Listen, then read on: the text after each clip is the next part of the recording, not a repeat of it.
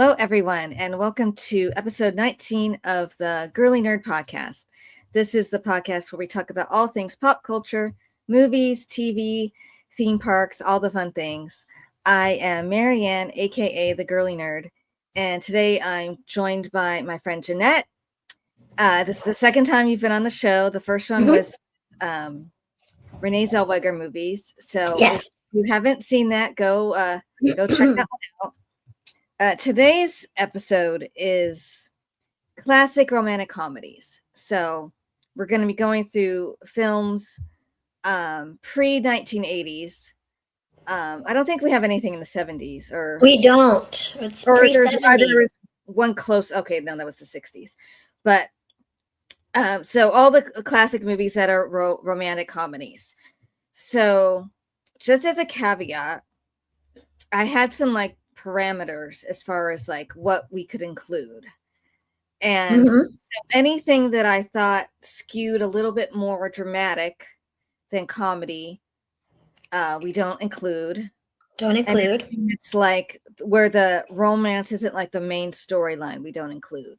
So no Breakfast at Tiffany's, no Roman Holiday. I thought those were a little bit more dramatic than we can. No, Parent Trap, Yours, Mine, and Ours, which are family comedies as much as romance. So now you said one of the ones you had on your honorable mentions, you go, oh, it wasn't quite the romance that you remembered, but it still was. It did have serious moments though. So yes. That one might have been one that you go, nah, maybe not, but that's okay. We can still talk about it. Okay. So your two of your honorable mentions are on my list, so we'll wait to talk about those. Let's start with your other honorable mentions. My I only listed 4 honorable mentions. The Philadelphia Story from 1940, Barefoot in the Park from 1967, and Born Yesterday from 1950. The other, and then the other honorable mention, Bachelor Mother, is in your top 5. Yes. So, and honestly, I could switch that into my top 5 as I look at my list. I could easily move it up. And I might do that. But anyway.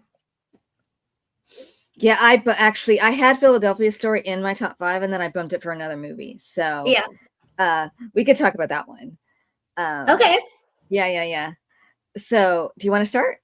Sure. Philadelphia Story from 1940. And it has Katharine Hepburn, Cary Grant, James Stewart.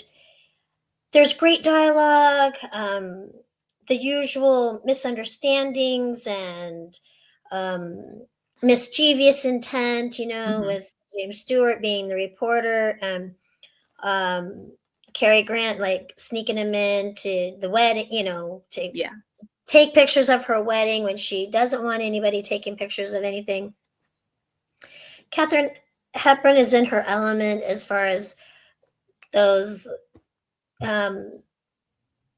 rapid fire dialogue. This girl is stubborn, snobby, spoiled. Stubborn, snobby, and spoiled. She's the trifecta. She's impatient. Everything revolves around her. I don't even know. It takes a special guy, I feel, to want to balance that. She's all woman. It takes a lot to balance it. And I think Cary Grant plays really well with. They have a lot of that banter that works really well. And James Stewart, he's just so cute. He's just kind of caught up in all of it. But I could see something similar to this story happening in real life, and that's one of the things I like. If if a story is plausible, then that helps me to buy it even more. And I feel like this, situation could be plausible, Mhm. where you have just somebody who's really private but snobby and spoiled. um, and then she's supposed to marry this other guy because Cary Grant is her ex-husband. But then, with the help of James Stewart and her younger sister, and everybody likes him. Everybody likes Cary Grant. Who doesn't? Who wouldn't? Yeah. He's absolutely, fantastic. They end up getting together. So um, it's it's a it's a really good film, but is it the best one? I didn't laugh a whole lot. It Mm. was good, but I wasn't like, there are other films on my list where I was like cracking up. And so it's good, but it's only Yeah, number one on my autumn mention. sure. Yeah, I'm the same way. I think it's it's such a classic. Mhm. They hit the lottery jackpot as far as the cast. I Excellent, yeah. mean, like Cary Grant and James Stewart are my favorite classic actors, and then they're both in the same movie. I mean, that's fantastic. And then Mhm. Katharine Hepburn is so spectacular, and all of them together are it's so great. You're right. Such witty dialogue, smart dialogue, Mhm. profound, like meaningful. Mhm. I did laugh, but you're right. It's not like hysterical or anything like that. It's Not more like hysterical. I would say it's more thoughtful. And Yes. but I do love it. I love James Stewart. He is so cute. He won an Oscar. His only Oscar was for this movie. I don't think it's his best performance, but I'm still happy he won for something. And if it had to be Yeah. this one, that's fine. Cary Grant is so great. I had to have something with Cary Grant on my list, so I'm like, okay, I'll pick Philadelphia Story, even though I bumped it out of my top 5. Um, he's still he's amazing, and you're right that so spoiled and snobby, and what it is, it's not like she didn't love him, but she's like hot tempered and Mhm. um not willing to compromise, and Mhm. she needs someone like him to like bring her back down to earth, basically, and that he's willing to do that is a good thing. And I love the whole thing about you know there's like you have no regard for like human frailty or vulnerability, and which is important. You can't expect everyone to be perfect all the time. And Right. um but yeah, great movie. The sister cracks me up when she Dinah. comes in her point shoes and starts playing the piano. Yes. So You're funny. like, who in the world is this girl? It's That so great. was the most comedic moment when she Mhm. was putting on for the reporters, Yeah. Yeah, It and I has do humorous moments. It's just not, mhm. yeah. I also love the remake High Society. I think that is so good. And I actually think that one's probably a little bit funnier. Um, Mhm.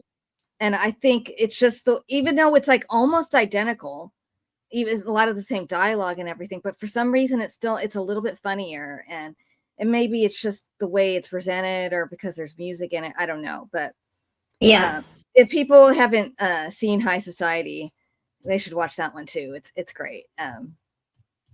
Uh, so yeah, the Philadelphia Story is one of my honorable mentions. Um, one of mine is let's see, that one's on your list. So I have 3 that were unique to me. Mhm. I have Sex and the Single Girl from 1964, Vivacious Lady from 1938, Pillow Talk from 1959, and The Thrill of It All from 1963. So Mhm.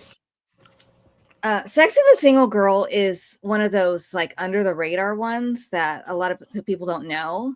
Mhm. and it's super cute. It's so 60s and zany, and it has Natalie Wood, Tony Curtis, Henry Fonda, and Lauren Bacall. So fantastic Yes. cast. I mentioned this movie when we did our Renee Zellweger video because the plot of it's very similar to Down with Love. I was like, that's part of my notes. Yeah, it's very Yeah, similar.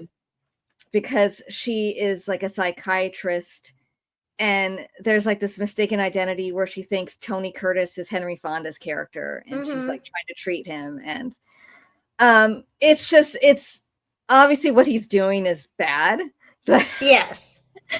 deceitful. But at the end of the day, it's still hilarious, and I love the end when there's like this zany car chase, and they keep trading, you know, where they are on the freeway, and Larry Storch comes in, and he's this ridiculous cop, and it's so funny. And Natalie Wood, it's like she was deceived, but she's, you know, she's a strong character, and you know, she has her own little like manipulation tactics at the end there when she does. She makes herself cry. Yeah. And but it's funny. There were a few things that when I started watching it, I was like, wait a second. Her age is not matching.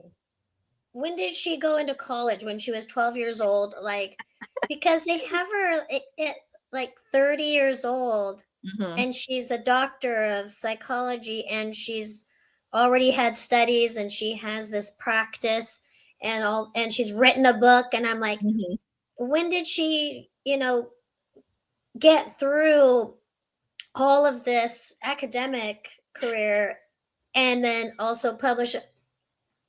So I thought they could have made her just a little bit older, or just said she was a little bit older, because she's, you know, she looks 25. She does look young. I don't know She how old she looks actually young. was. I'm not sure how old she was. Yeah, so I mean, that part was, I was like, wait a second here. It takes longer to get through, or maybe it didn't back then. I don't know. I don't know. Or that they're thinking nobody's gonna question it. I know people think about that. Do it. And then here I am. Hello, I don't think her age is matching.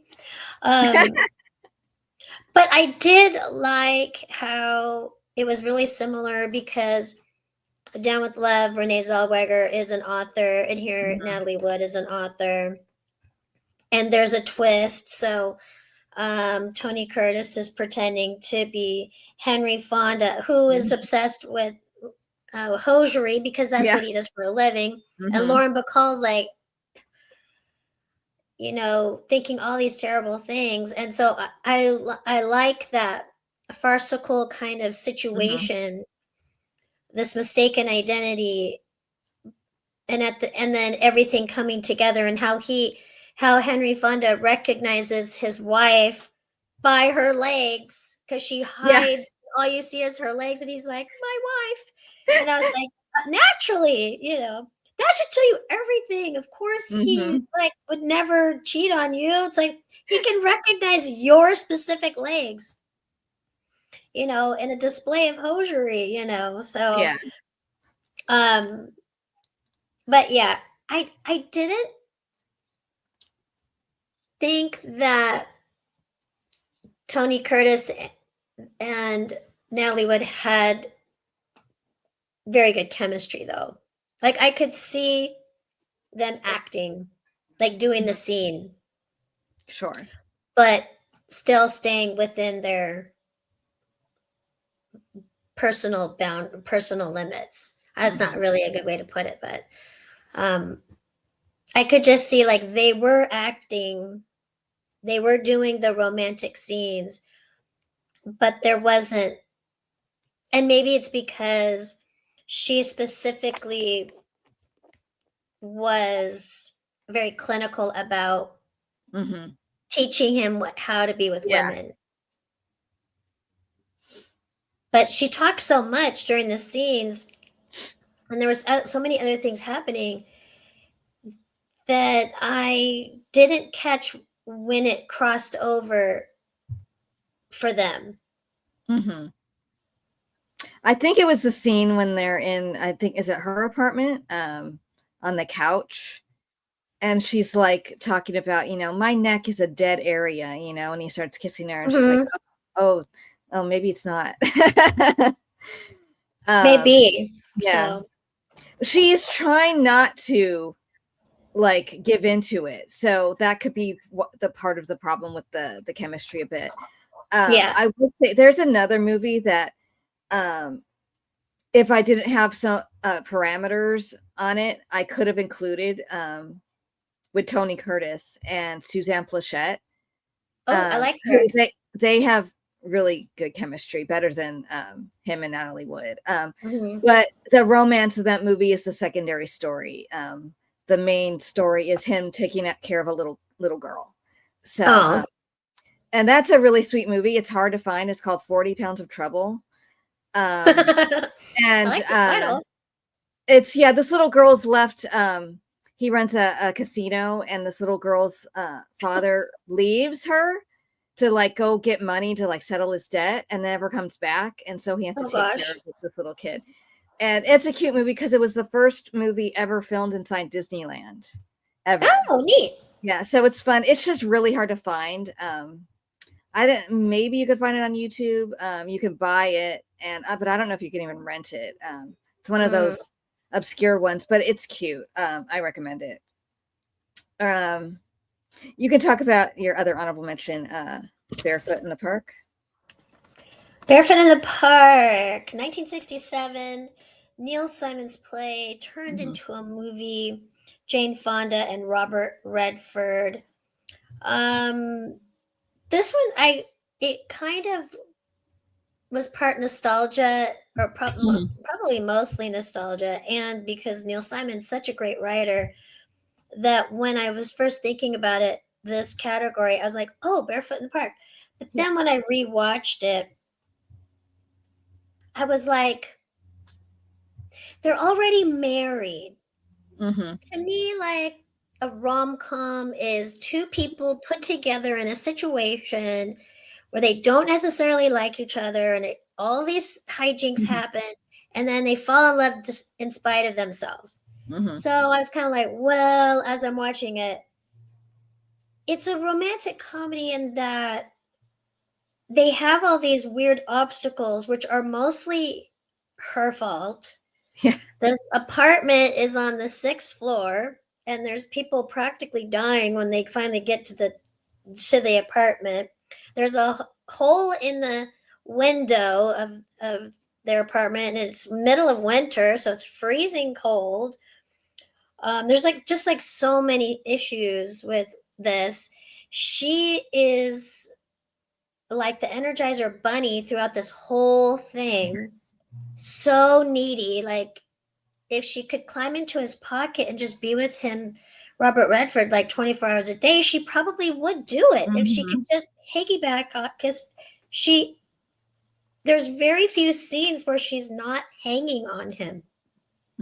She's just, and it's that newlywed love, but at the same time, the guy's got to take a breath, and he has to go to work, know.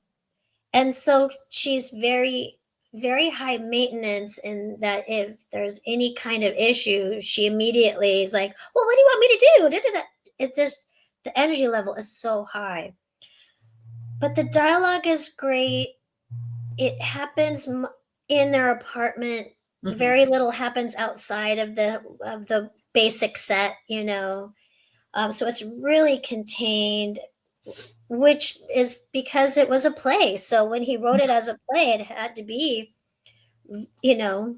as small of a set situation as possible. And so, but that's why it's in my honorable mention, because I feel like it's got great dialogue, it has great acting. Obviously it's Jane Fonda and Robert Redford. It's like, try to find something that they're not good in. So those two together early in their career, but it fails my basic requirement of two people who don't really like each other put together, and then you know. So, did you get a chance to watch that one? I did. I'm glad you had it on your list because I've always wanted to see it. Oh, And okay. I found it streaming, so I'm like, oh, good! I finally get to watch this movie. I had seen the play. I want to say maybe 7 years ago. It was at the Old Globe here in San Diego, and I really enjoyed it. Mm-hmm. It was the Robert Redford part was played by the actor Chris Lowell, if you know who that is. Okay. And then I don't know who the girl was, but the Marie Chevalier part was Jerry Burns. Oh, nice. Yeah, and he was really good, and I thought the play was super cute.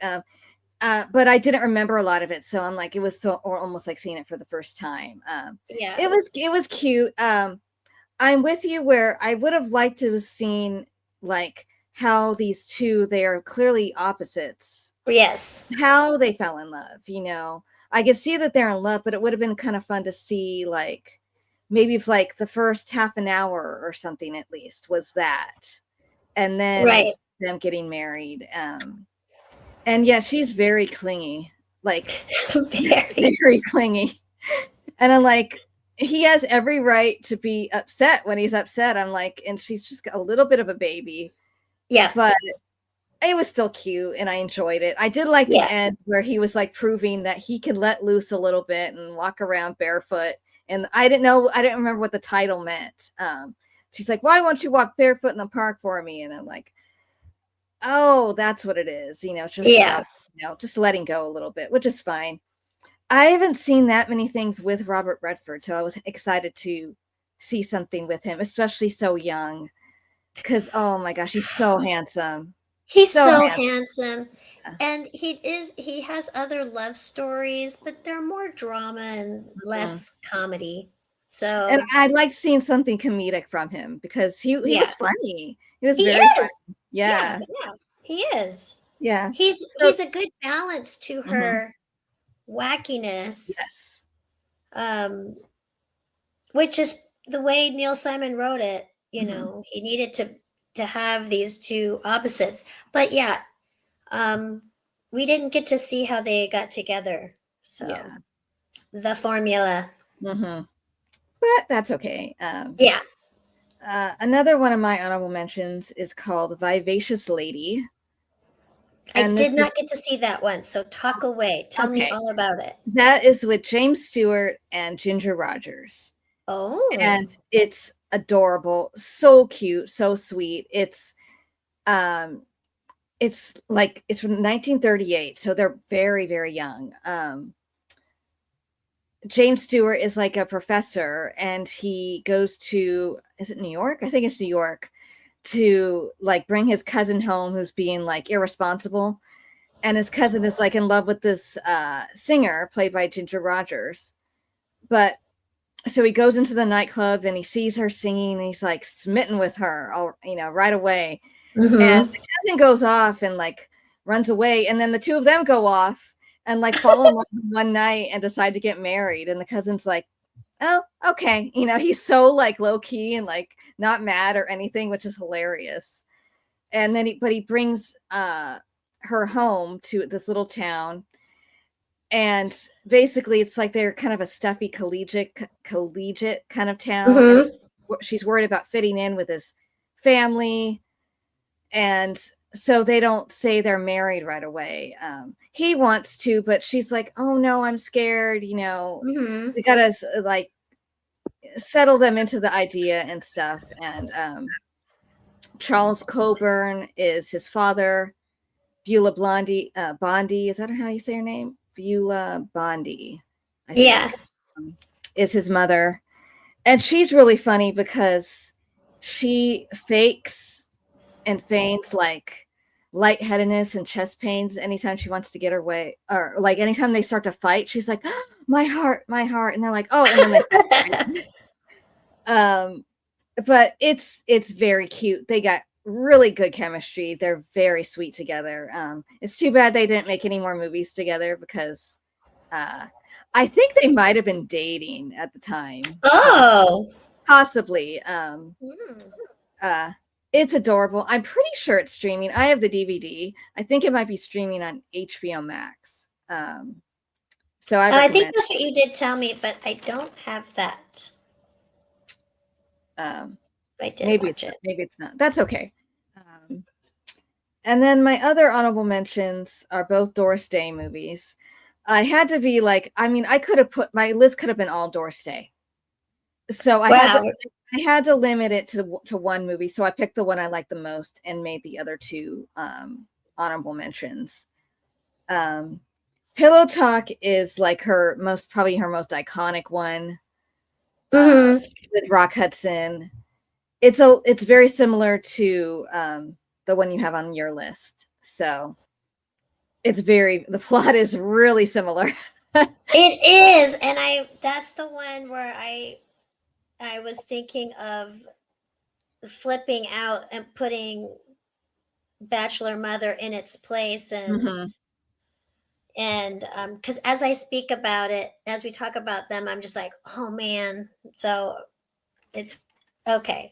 I did see Pillow Talk and it was really cute, but that one also kind of reminded me of Down with Love, didn't it? Yeah. Yes. Yeah. You can see if you know Down with Love, you go, okay, we know where they got their inspiration from. We know where they got their inspiration, and it's these same three with the Rock Hudson and Doris Day and Tony Randall, who's fantastic. Yeah, he's so funny. He's good he's great in Pillow Talk. Yeah.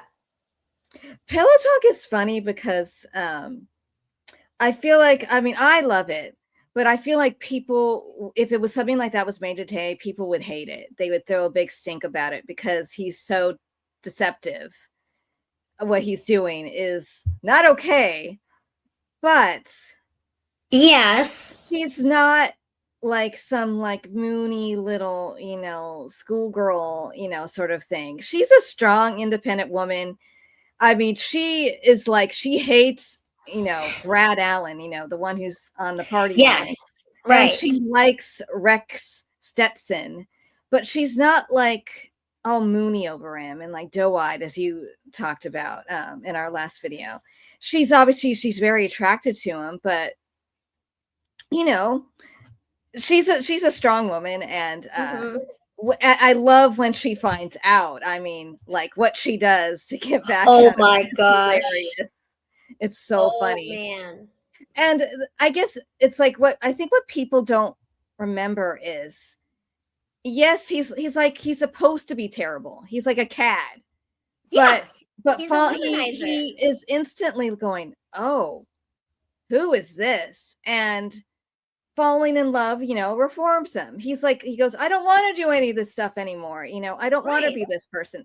So it's like, that's a good thing. And, and yeah, Love or Come Back is very similar. The plot, with he's pretending to be someone else. I like Pillow Talk more. Well, I think you have, Tony Randall, who almost steals the show in many scenes. In both of those, in Love or Come Back, which I think I am going to I'm going to switch it out and put it into my honorable mention.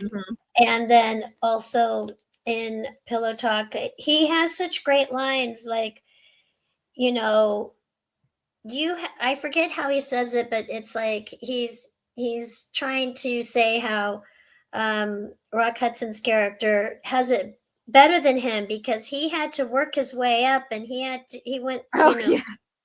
work his way, and he had to, make himself the way he is, and, his success, and he was born rich. So he was at a disadvantage. So it was harder for me. It was harder for him because he was born rich. And I was just like, dude, but in this one and in Lover Come Back, he's so sincere. I know. You're like, yes, of course, Tony Randall, I will buy anything you say. I believe every word you're saying. He's just, he keeps trying to make the other guy the scapegoat for the fake product, and send him in, for VIP. And then And when yes, he drives Doris Day home and he's like yelling at her, and everyone, the guy's like thinking uh he's this terrible guy, and they punch him, and oh, it's so fun. yes. It's so funny. And of course Rock Hudson and her together are like, iconic, and they have great chemistry. I mean, I hated leaving a movie with the two of them out of my top 5 for heaven's sake, but I know, and I will really too. hard. It was really hard. The other one I have on my list, just the overall movie just smidged it out a little bit, just because it's a bit sweeter, Oh, and okay. I The love, Thrill of It I love, All. yeah. I No, didn't get not to Thrill watch of It that one All. either. It's called It Happened to Jane, is in my top Oh, It 5. Happened to Jane. Yeah, but yeah. Oh, I love The Thrill of It All too.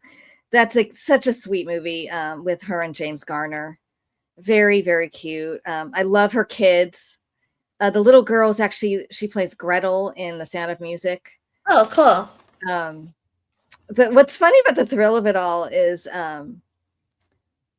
the kids are so smart, because when they're watching like the TV show and with the Happy Soap product, they're like, Mhm. this is the same movie. They just changed that costumes. They're like 5 years old, recognizing that it's the same thing, and hilarious. I love that movie. I've loved those movies since I was young. So, we had like a handful of like movies on VHS that I watched Oh, growing up. cool. Hmm. And because my mom and dad liked those Doris Day movies, I grew up watching them, and they're so That's cute. great. They're so cute. Yeah, I Um, can definitely see the appeal. They yeah. are really fun. And she's just like sunshine, you know. She's Yes. just beautiful. I love her I love her singing. Hmm. Like if I was picking, like, if someone's asking which classic star would you want to be, and I think I would pick Doris Day. Like, Aw. she's so pretty and happy, and everyone loves her, and yeah. Hmm. Yeah. But so those are all my. I have one more honorable mention, but I will save it because it's number 1 on your list. So I'll save Okay. it talking about it. My last honorable mention is Born Yesterday with Judy Mhm. Holliday, which she won a Best Actress Yes. Oscar for, and William Holden. And when I was first thinking about this episode, that one really popped into my mind. And then because she is so, what? Like Yeah. he calls her, Billy, and she's like, what? From like across the building. And then she has this slow, deliberate delivery of her lines. Like she has all day to say what she wants to say. Her costumes are fantastic. And it's made her boyfriend treats her terribly. And that's why I was like, oh, like this is not a romantic comedy because Yeah. he's so terrible. It's awful. He yells at her. He says mean things to her. He obviously beats her because I Yeah. think he does. Yeah, he does hit her. And I was like, yikes, this isn't going to make the rom-com list. Yeah. But and then underlying that story, you have the journalist, the reporter who he hires to teach her to basically babysit her while Mhm. he's doing his business and take her around and teach her something so that she sounds smart Mhm. when I'm around my business people.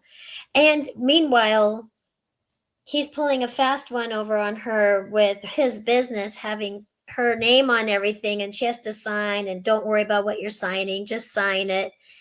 And so then as we see her come into her own person apart from him and learning about things and the wheels are turning and then she's like, wait a second, I'm going to read these. Yeah. I'm going to read these papers before I sign them.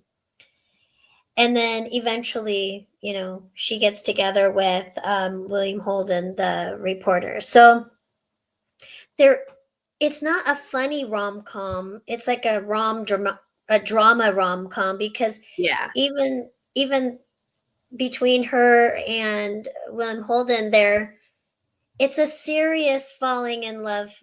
It's a Mhm. serious connection for them because he's seeing her differently, she's seeing herself differently, and she doesn't treat William Holden differently, but she carries herself differently and she sees herself differently.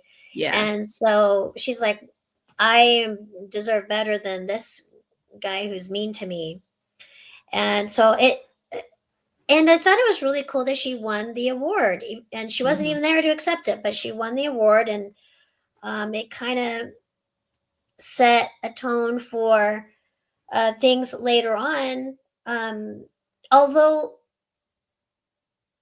yeah, it's like right before Marilyn Monroe starts to hit the scene Mhm. with the dumb blonde, and other dumb blonde things. Billie Holiday's or I'm sorry, Judy Holliday winning the Oscar really elevates that character. Mhm. But she did really well. So that's how it still made it in my honorable Yeah. mentions, because it is a real classic, but it does not age well when in regards to abusive Mhm. relationships. I'm It's happy not you good. mentioned it though, because that was another one I just watched for the first time. I'd never seen it. Um, and yeah, it is more dramatic than funny, Yeah, but great, great movie. I mean, yeah. I loved that his like plan for her or wanting to do that totally backfired on him. Mm-hmm. It made the ending so satisfying when she's like, I control all these things and I'll give them back to you, but 1 year at a time. Yes. And I loved that the relationship was there was no like, not that I'm knocking movies with this, but there was no like deception or mistaken identity. It's like Right. everything's like on the up and up, and they just fall in love. He doesn't demean her or make fun of her ever. Mm-hmm. Um and it's just, yeah, it's a sweet relationship, and I love William Holden. He's one of my favorites. and He's great. and Yeah. I'd only seen Judy Holliday in Bells Are Ringing, which I love. That's a Yeah. sweet movie. Mm-hmm. And she was so fantastic in this, and I knew she won the Oscar, so I really wanted to Mm-hmm. watch it. Because I remember it was considered a surprise that like, or Mm-hmm. like shock that she won, because she beat Betty Davis for All About Eve and Gloria Swanson for Sunset Boulevard. I mean, like, Those were talk. two amazing I know. films. And it's like both of them are amazing in these movies, and then Judy They Holliday. are. But Judy Holliday was great. I mean, they're completely different kinds of Mm-hmm. films and parts, and you know what? She was great. So I'm like, She was great. kudos to them for giving her that award, because Yeah. she deserved it. And Yeah. yeah, great film. But oh my gosh, what is the actor's name? Robert Crawford? Is that his name? Oh Or yeah. um, God, I hated him. The Harry He's Brock character. Oh, Broderick he's Crawford. so terrible. He's awful. And then when he hit her, I'm like, oh my God, you're a monster. I mean, like, Yeah. you're mean and degrading and abusive and physically and emotionally, and you go, you think it's like, why is this sweet girl with someone like that? You always think that when people are in abusive relationships, and it just comes down to, she just didn't think very highly of herself. She had low self-esteem, and Yeah. William Holden really helped her gain some, and like Mm-hmm. realize, like, what am I doing? I deserve so much better than this. And that's what I liked about the movie. I thought, Well, yeah. yeah, because she was on her way to having a career, because she says, I was gonna be a star, and then the lawyer's like, well, why weren't you? And Harry didn't want to share me Mhm. with the world or the Yeah. general public. And I mean, he's a really selfish, mean guy, Mhm. and was taking advantage of this woman, like you said, who probably didn't really have much of a self-esteem. She was probably underestimated her whole, life, and people Mhm. just weren't expecting much from her. And he has lots of money, and so it was like, well, okay, I guess this is my life. He's basically telling me this is what my life is. So, and if he's going to hit her once like that, then he's obviously done it before. Mhm.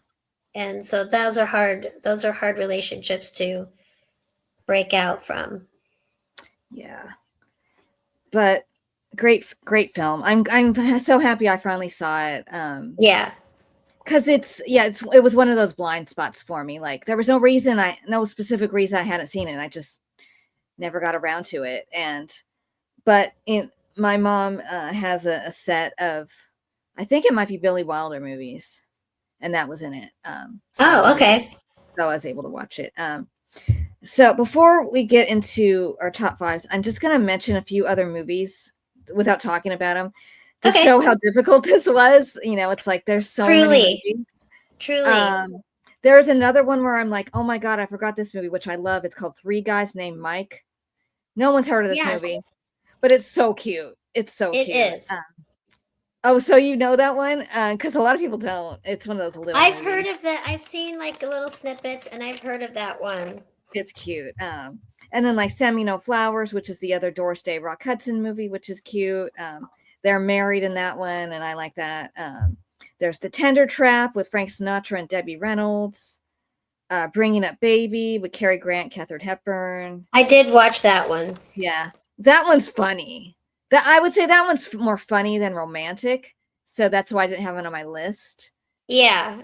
But it is cute. It's frantic. Yes, Frantic. it's The energy zany. is so high in that film. I was like, nope. Yeah, that is like quintessential That's a screwball comedy. That is screwball. Yeah, definitely. There's Come September, which is a fun '60s movie with Rock Hudson, Gina Lollobrigida, Sandra Dee, and Bobby Darin. There's another Sandra Dee, Bobby Darin movie I love called If a Man Answers. There's The Mating Game with Debbie Reynolds and Tody Randall, which is adorable. And then Ball of Fire with Barbara Stanwyck and Gary Cooper, super cute too. So Yeah. I mean, those are all great. It was hard to narrow it down, but It is. This time period. We should do another video. This time period is chock Yeah. full. They were cranking these things out. Yes. Like crazy. I was looking at an IMDb, I forget of who, and I was like scrolling down and scrolling. I'm like, how many? I think it was a customer. I'm like, how many movies did they work on? Like 50 movies in like 1 year. I mean, it's like, what in the world? I mean, I guess you're just doing the costumes, but at the same time, they were cranking these things out. Oh, this is a great combination of actors. Let's make 10 films with these three in them,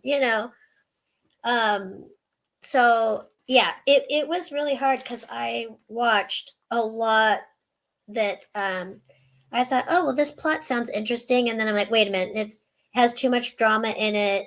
I mean, I watched the whole thing, but I was like, no, this isn't one. It's not going to work. And so I just kept plugging away. But you see some really. I watched Sullivan's Travels, and I've been wanting to watch that one for a really long time. That's what I haven't seen yet. Yeah, I want to watch that. A little bit more drama than rom-com, but it is two people. It meets the criteria of two people who don't know each other who get together, hijinks ensue. But there's a little bit more drama than comedy, so I was like, darn it, but yeah, so many. It was a really, really hard category. Really, really tough. Yeah. So lots of really, really good ones in there. What's your number 5? My number 5. Where is it? Oh, my number 5 is going to be Lady Eve, 1941, Barbara Stanwyck and Henry Fonda. Barbara Stanwyck. Oh, Henry Fonda is like an heir to a brewery. and so klutzy, hilarious. I was shocked when I watched him. He's, it's like they could have remade this with Chevy Chase or someone, somebody who likes to fall down all the time, who's got really great physical comedy. Um, and so I'd never really seen anything with Henry Fonda where he's really hilarious, but Mhm. he he falls down like 10 times. He's just really classy character. And Barbara Stanwyck and her dad are card sharks, and so they are on a cruise ship and they pick out their mark, and then they pretend to know what they're doing, and then they end up taking all their money. But then, and she's a cougar, not a cougar like older and younger, but a Mhm. cougar like, Yeah. she sets her sights on Henry Fonda, and she pulls out all the stops. I broke my shoe. Come walk me back to my apartment. And then her leg is in his face, and then her chest is in, and he's just like, oh my, you can see it in his Mhm. face. He's just like swimming. I don't know what I'm doing here. I'm way over my head. I'm just like, he's mind boggled whenever he's around her. And then he finds out that she's, not really who she says he is, and she's a card shark. And so he gets mad, and they part ways. But then she embarks on this ultimate revenge where she pretends to be somebody else.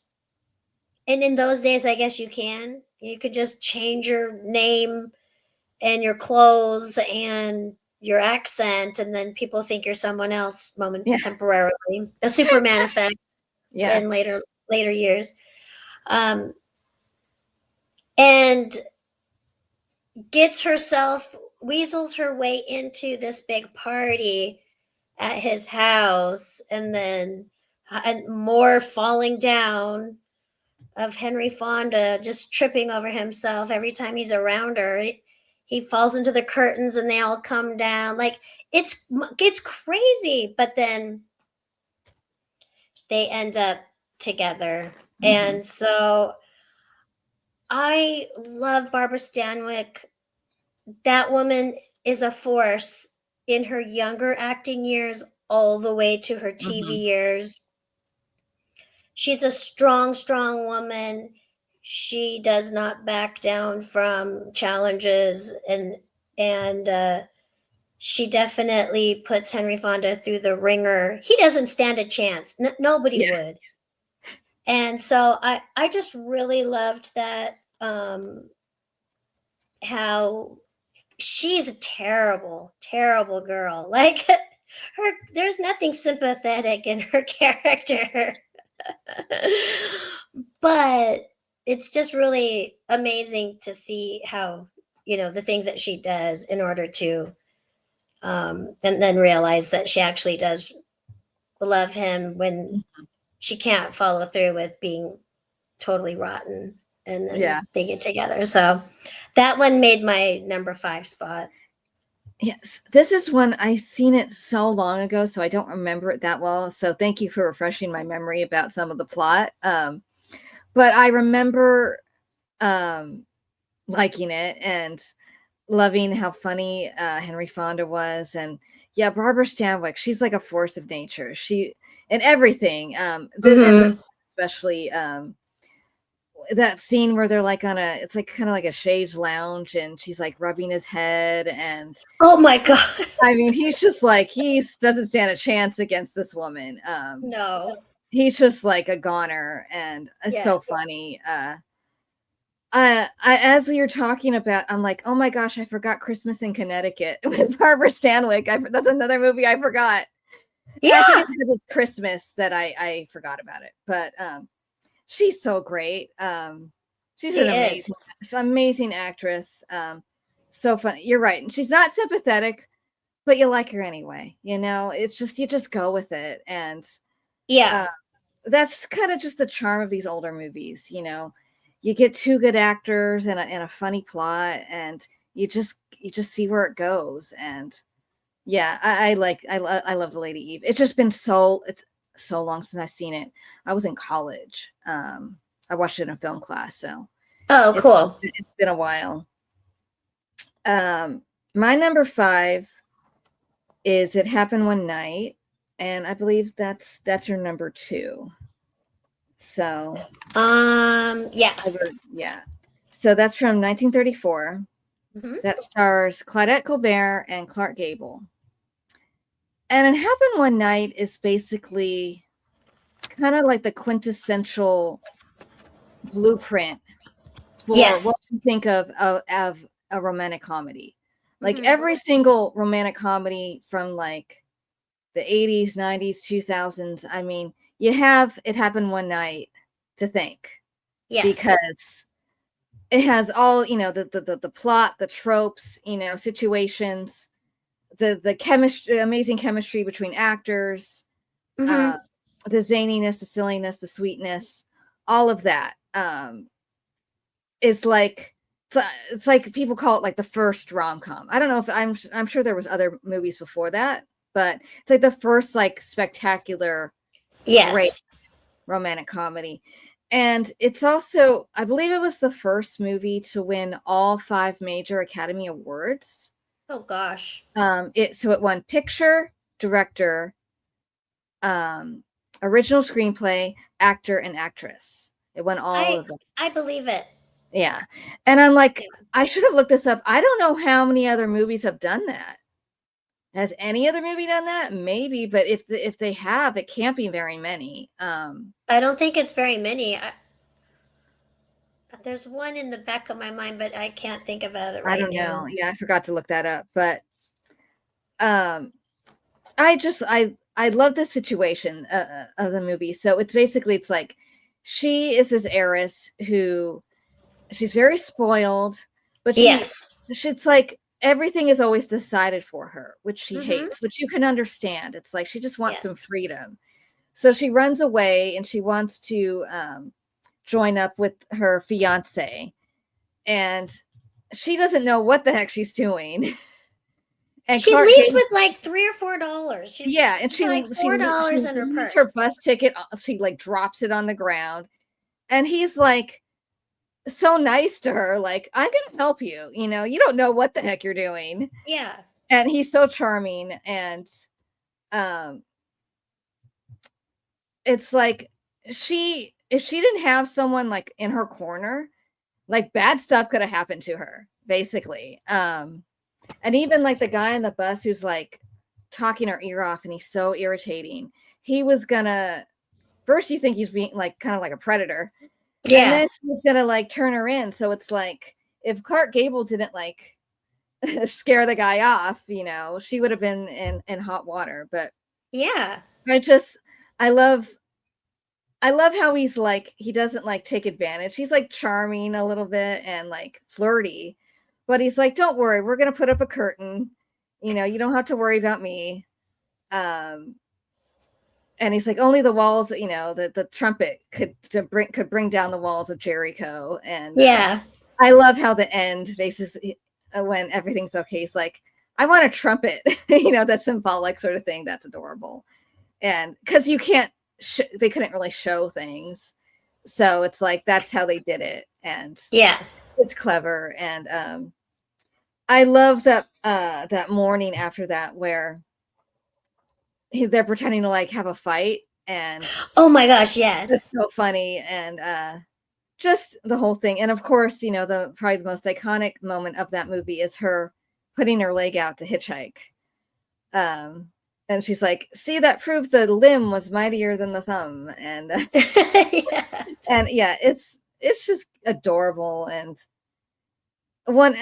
Clark Gable, Claudette Colbert are fantastic actors. They could do dramatic work, but they're very, very funny and so cute together. And it's just, and I love Frank Capra movies. He just has this like magic touch of film.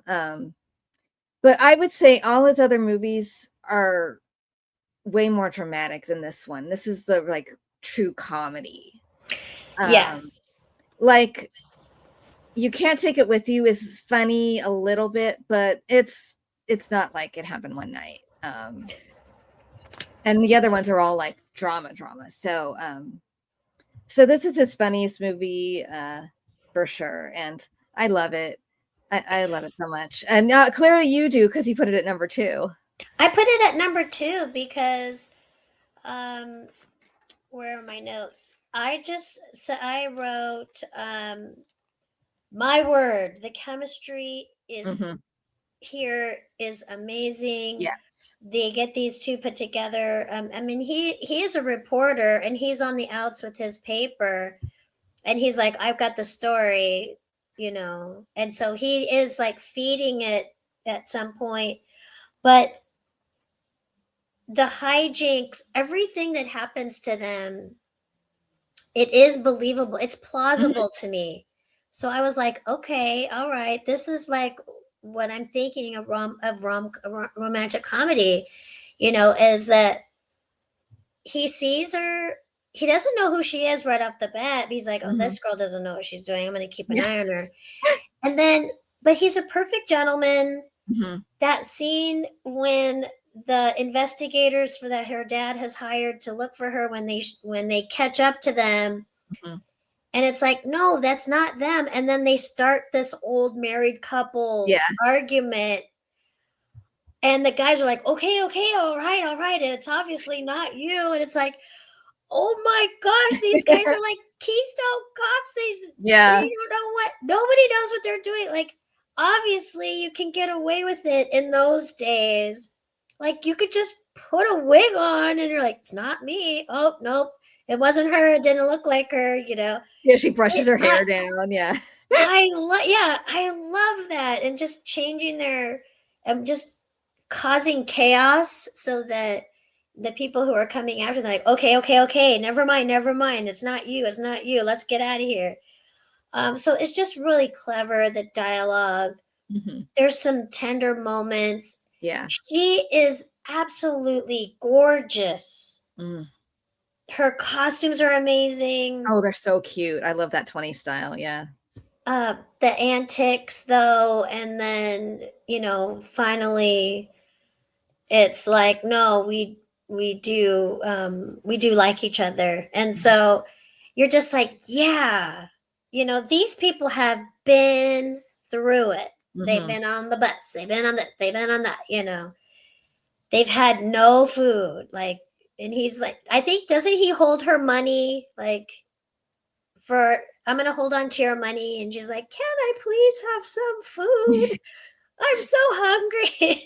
But she's used to, eating whenever she wants, and Mm-hmm. here she's got a budget and all that kind of stuff. So I could definitely see how this was the template for romantic comedies, Yeah. because the formula works and we've seen it so many times Mm-hmm. as the years, and we're going to continue to see it.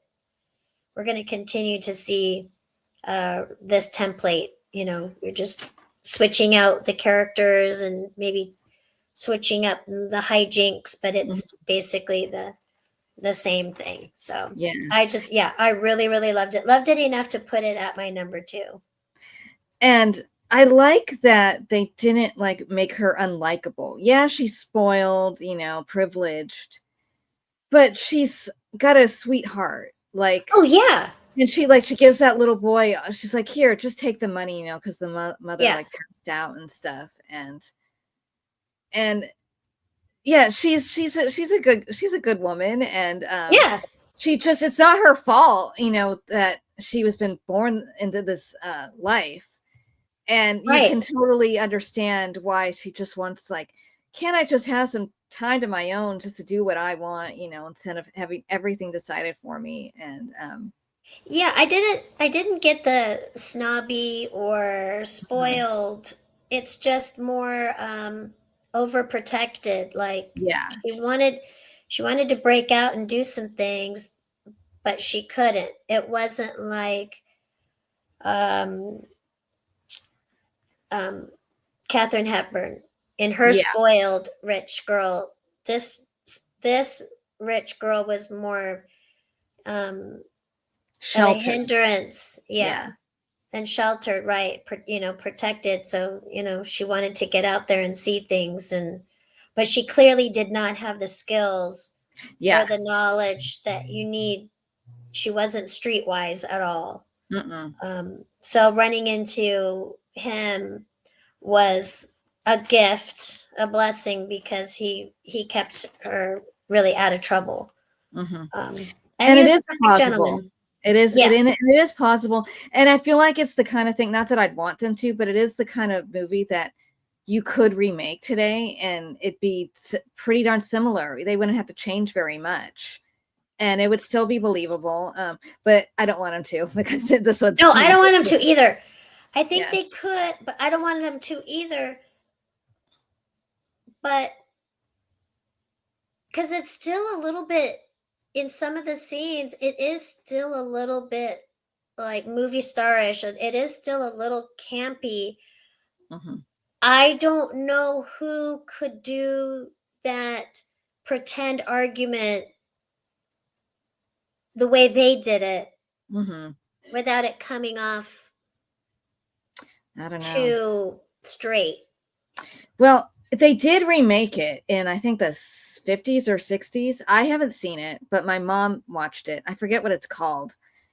But it has June Allison and Jack Lemmon, who are great actors, but she goes, it's not good. It just Yeah, didn't work. So it's hard to capture anything yeah. close to that. Yeah. Okay. So what's your number 4? My number 4 my number 4 is going to be, I'm switching it. Well, my number 4 is actually How to Marry a Millionaire, Mhm. 1953, with Marilyn Monroe, Betty Grable, and Lauren Bacall. And there's these three young women who are models, but they're trying to land their big fish, rich guys. And so Lauren Bacall has found this apartment in New York that's fully furnished, and they're going to stay there they've given themselves a year and to land their millionaire husbands. And it's funny because so you basically have three romantic comedies happening at the same time. It sort of, because Marilyn Monroe, she's blind as a bat, Yeah. but she doesn't have her glasses on unless no one's around, and then she'll put her specs. So she walks in, and you can see where she just does it so perfectly, where she's just like wide-eyed, but she's got that look on her face like, okay, I'm just moving through the room and hopefully I don't run into anything. But then when she's like looking for something, she literally goes all the way up to her face to see, like, oh, this is the apartment. And the costumes are so great.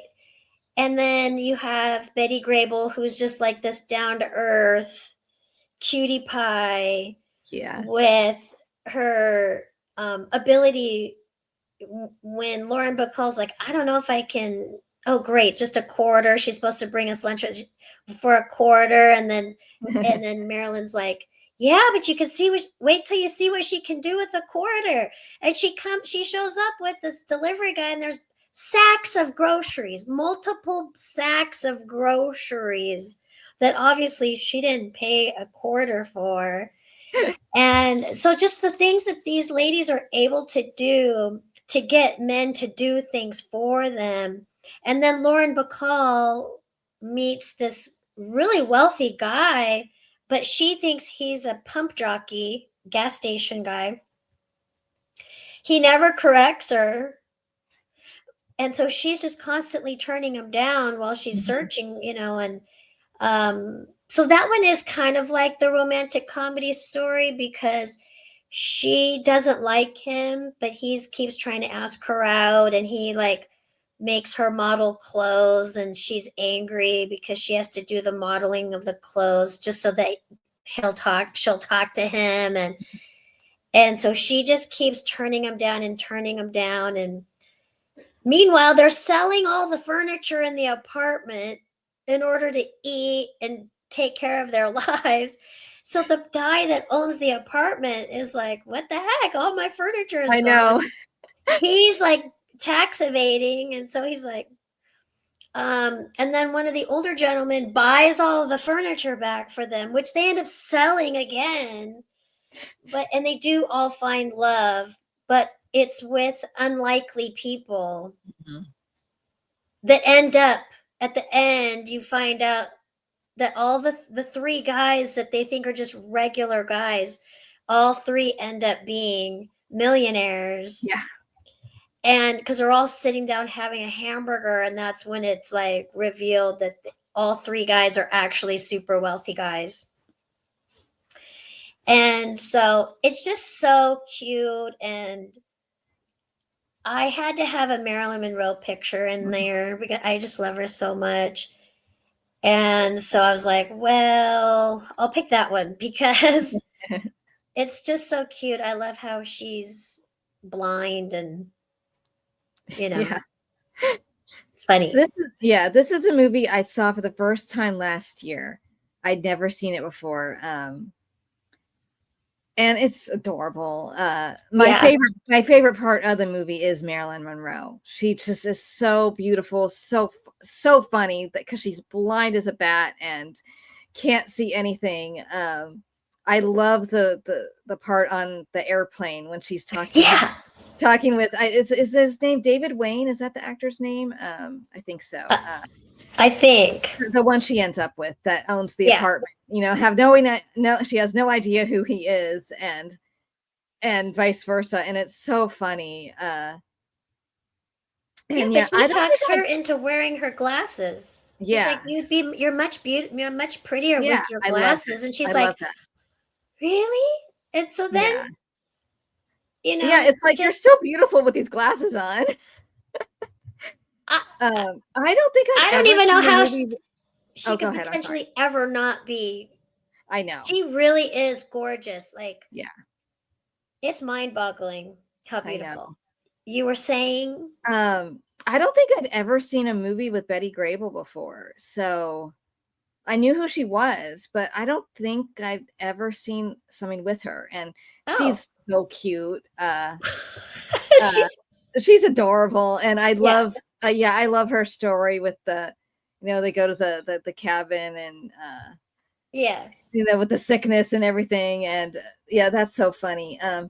I would say that's the Laura Bacall story is probably my least favorite, just because I kind of end up feeling bad for William Powell because he's so sweet. He's such a sweet man, but it just isn't right, And I would agree with you because she's so she's a young woman, and yet she's so bossy. And like, I'm running this scam, and I'm not going to be scammed. And she's trying to pull the wool over her eye, everybody. And she almost gets married to that older gentleman in the apartment, and then finally figures out, oh, dang it, I'm in love with this pump jockey. But I know what you mean. She's the least sympathetic of the three women, because the other two seem to just, they're trying to find their millionaire husbands, but they're also like, when they meet someone, they just connect. And that whole mission kind of goes out the window, and they just fall in love. Where she's like really hardcore focused. I got the blinders on, and I can't even be polite to anybody who doesn't fit the description. Right. So I get what you mean. Yeah, it isn't until she is kind of put in her place at the wedding. But I still think the movie's super cute. And oh yeah, for sure. So My number 4 it's that Doris Day movie from 1959. It's called It Happened to Jane. Mm-hmm. This isn't as well known as her other movies, like her ones with Rock Hudson, but this movie is just adorable. It's her and Jack Lemmon, and talk about great chemistry. I wish they had made another movie together because, well, one, I just think Jack Lemmon is adorable. I just think he's so cute, and they have this very sweet, natural rapport with each other, and I love that their characters were supposed to be like best friends since childhood, and then it was her and then her late husband. The three of them were best friends, and you could see that he always loved her, but he just accepted that she loved, the other guy. But now that he sadly died, and it's like, I still love you, but he's sweet because it's like he's so like he doesn't want to cross that threshold. Yes, but you could he doesn't want to push himself on her. She wants him to. You could see that, but it's like he probably is like trying to respect like her late husband still. So it's like she has to be the one to like really push it. But then when someone comes in, all of a sudden he's like, "Uh-oh, wait a minute. Yeah, maybe I should have done something about this." And right. So for anyone who doesn't know this movie, Doris Day, she's a widow with 2 little kids, and she runs a lobster business. So the movie starts out with these lobsters that were supposed to be sent to a country club were sent back because they came to them dead, Right. And it's the fault of the railroad. They sat there for days instead of being unloaded. So she's like, this cost me so much money. So she sues the railroad. And the head of the railroad, played by Ernie Kovacs, is nicknamed the meanest man in the world. Yes. He's so nasty and mean. And he's like, I'm going to take on this woman. I don't care, And she's like, no, I'm going to get what's coming to me. And I love that. She's so like, I would say she's maybe not as like strong and independent as like her other characters, but she's still, she's strong. She's good. Oh, yeah. And Jack Lemmon is an attorney, and he helps her. But this like hotshot like reporter guy swoops in, and of course, everybody loves Doris Day. But she's just like, she likes him, but it's like, no, I don't love you, But she is like, it's not going well, so she's like, oh, maybe I should, he's willing to, marry me. Jack Lemmon's not like, he's never said it. He's never said he loves me. He's never said he wants to marry me. He's just like, I'll mortgage my house to help you. And she's like, oh, okay. It's like, that's a sweet gesture, but that's not what she wants. So, and then the other part of this movie that I love, is that I feel like it's like a Norman Rockwell painting come to life. That's a great way to put it. It's just small town America, sweet people, quirky characters. It's tiny, there's the town meeting where they all, vote on things, and it's just, they all come together at the end to help her. And it's just, and there's like the Boy Scouts and the cookout, and it's just cute, and it gives you sort of a warm, happy feeling. And then I love that all of a sudden Ernie Kovacs, becomes good. Basically, it's like he gives him the fire truck, and he's like there and smiling when he sees everyone happy. And I'm like, he just needed like a wake-up call, because everyone like slowly is like, I quit, stop it, I quit, it's terrible. And I love when they're he does some pretty terrible things to her. completely derails like them when they're trying to deliver the lobsters, and completely derails it, sends him on a wild goose chase, and then he ends up or shoveling the coal. Mhm.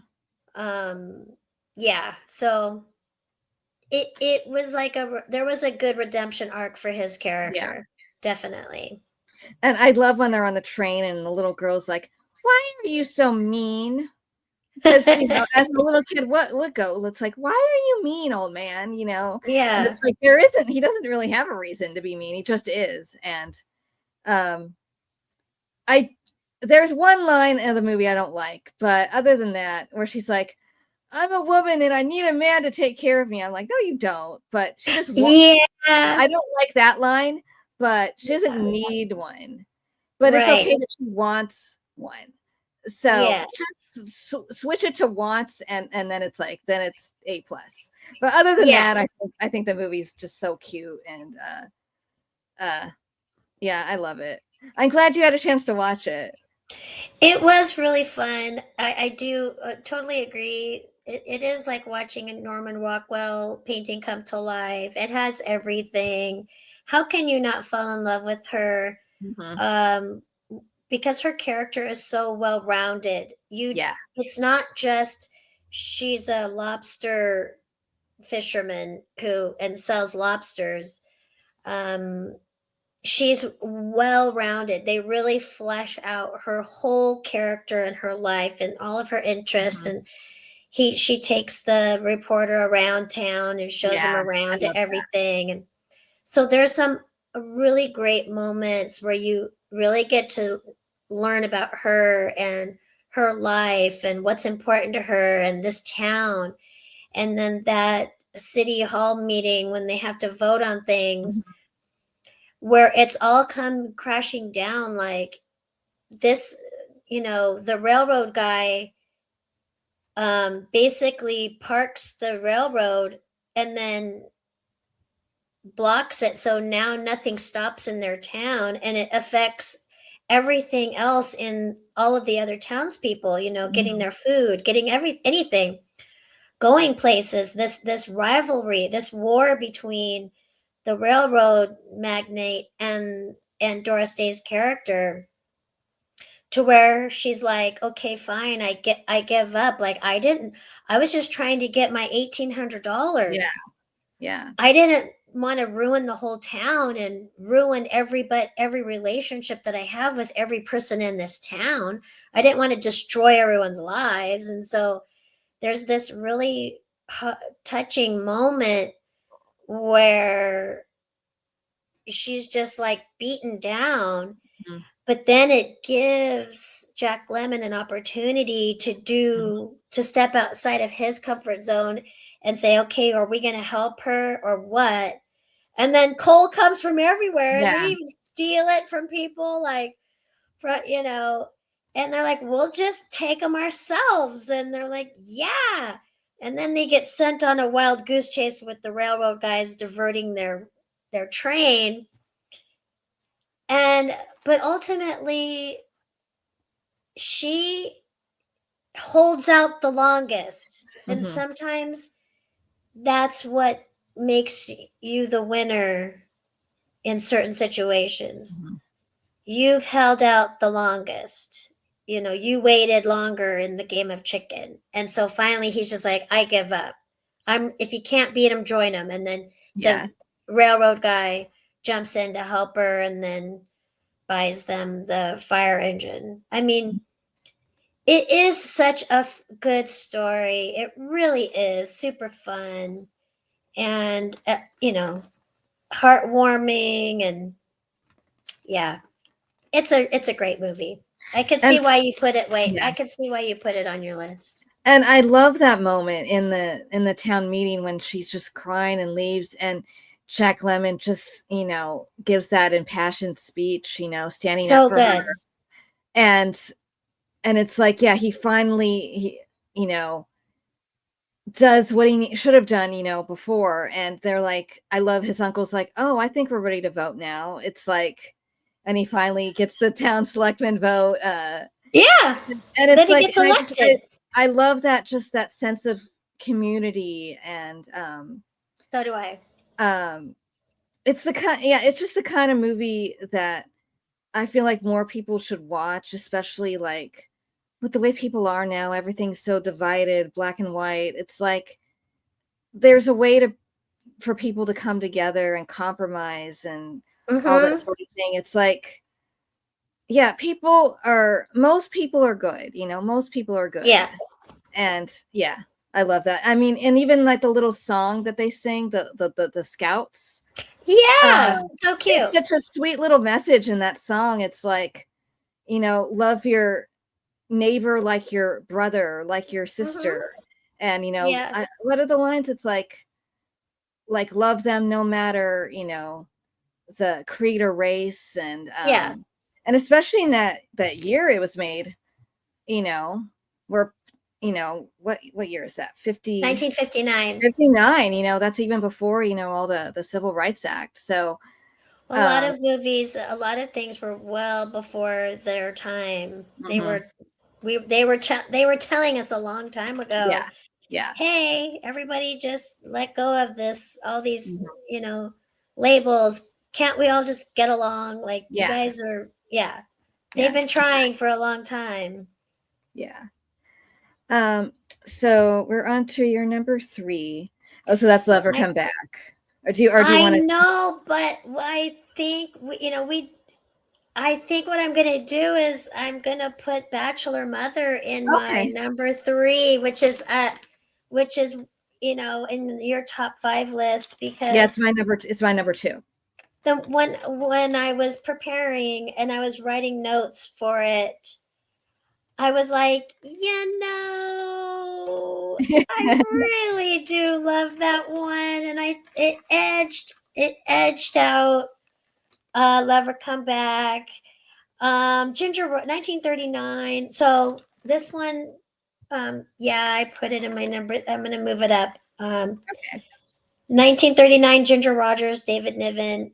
This movie, I was like, when it started, I was like, wait, what? Wait, what's happening? She's a shopkeeper. Ginger Rogers is a shop. She's a shop girl. Mhm. Making these, I forget what they are. It So was like a Donald frog or Donald something. Donald Duck toys. Oh yeah, She it's was a little duck. Yeah. winding them. Yeah. Oh gosh, there's a little wind up duck. That's all she does is stand at a table and unpackage a winding duck. Yeah. Hopefully somebody will come and buy it. On her way home, she sees a baby get dropped off at the orphanage. She goes to like, what's going on here? And then is mistaken for the mother. Mhm. And they're like, you can't leave your kid. And she's like, it's not my kid. And they're like, yeah, right, lady. Yeah. We're going to call we know where you work. So we're going to call your boss. And then she gets called into her boss. And the boss is like, they say, oh, this lady, she tried to leave her kid. And so you got to. And then he steps in, like, you got to. She's like, this isn't even my kid. I know. So I was like, what is going on in the 30s? And so she finally is like, okay, I give up. It's my kid. Yeah. And then she has to take care of this little baby. And it's a condition. If you don't take care of this kid, I'm going to fire you. And it's like, this isn't even my kid. But I have to work. So, okay, it's my kid. It's like, not her kid. So it's such a crazy premise. I was like, this is nuts. Who dreamed of this? But then her boss ends up spending time with her, and they end up doing things together, and so. But then I forget, like she tries to give. Then they tried to take the baby or something. The baby gets kind of shuffled around. Oh, yeah. So what the deal is, Yeah. it's because I've seen this movie so many times. Yeah, Uh, it is yeah, hilarious. I love this movie. it's David Niven's father, Charles Coburn. Yeah. he gets this letter from another one of her coworkers, basically saying that David Niven is the father. Oh yeah. And Charles Coburn's like, "Oh, I have a grandchild. Okay, and and she's like, "No, this isn't even this is my kid," and it's like he wants to take the baby away, basically. Yeah. And so yeah, that's the whole entanglement with that. And it's like, oh no, you're gonna pretend to be the father because he thinks David Niven's the father. And I love that part where there's like the landlady's neighbor, and then David Niven, and then David Niven thinks he actually is the father, and he's like, you see this, and he hits him with the coffee pot because she made up the story that the baby's father would hit her with the coffee pot. And Charles Coburn is so funny. He's like, I don't care who the father is, I'm the grandfather. Yes. And that movie is so funny. And one of the funniest parts is when he's trying not to be seen from the car, he puts his hand over his face. It's like, yeah, that will disguise you.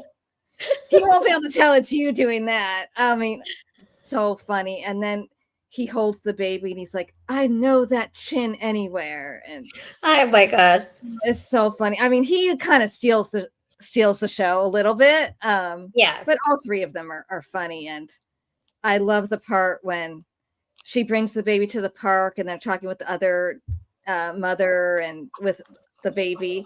And she's being like, well, he does this and he does that. And it's like, well, does he talk? Well, and that's right. They're not supposed to talk at this age. And she's like, but he talks. And David Niven's like, yes, of course he does. He can recite the first line from Gunga Din. And she's like, oh, geez, you didn't have to make it ridiculous. That even more ridiculous. It's so funny. And I love that they give her a chance to dance at the beginning. And of course, they pick the cutest baby in the world. I mean, that baby is so cute. And I love when he comes to visit her and she's trying to feed him and he's like, no, do this. Oh, put it in his navel. And she's like, what? Oh yeah, from the book. From the book. She's like, I'm not going to put oatmeal in his navel.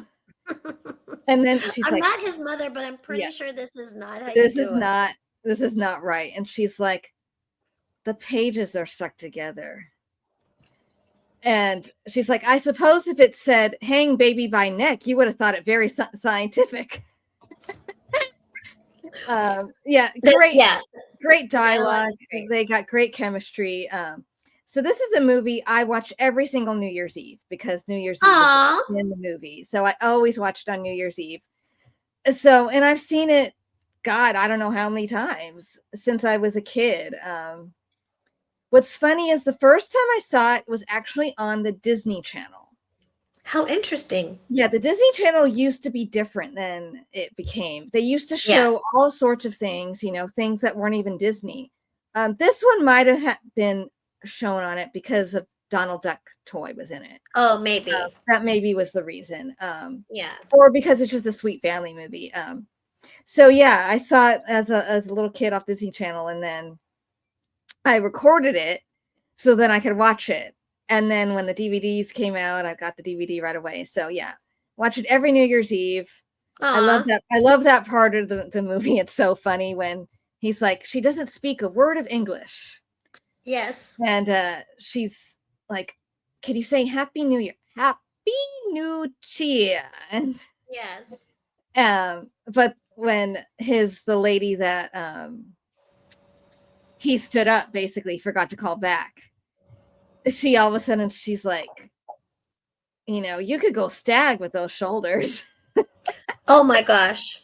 I'm like, that's a great line. And he just is cracking up, and just the whole movie. It's just so great. It's really hilarious. Is. It's heartwarming. It's sweet. I love the landlady. And yeah, she like really jumps in to help.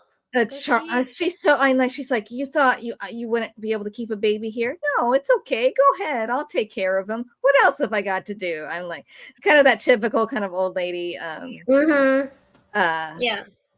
And yes, so sweet. And I've seen it so many times. I mean, probably like 40 times, or Oh gosh. a ridiculous amount, something like Yeah. that. So It's I love it. definitely worth being on the list.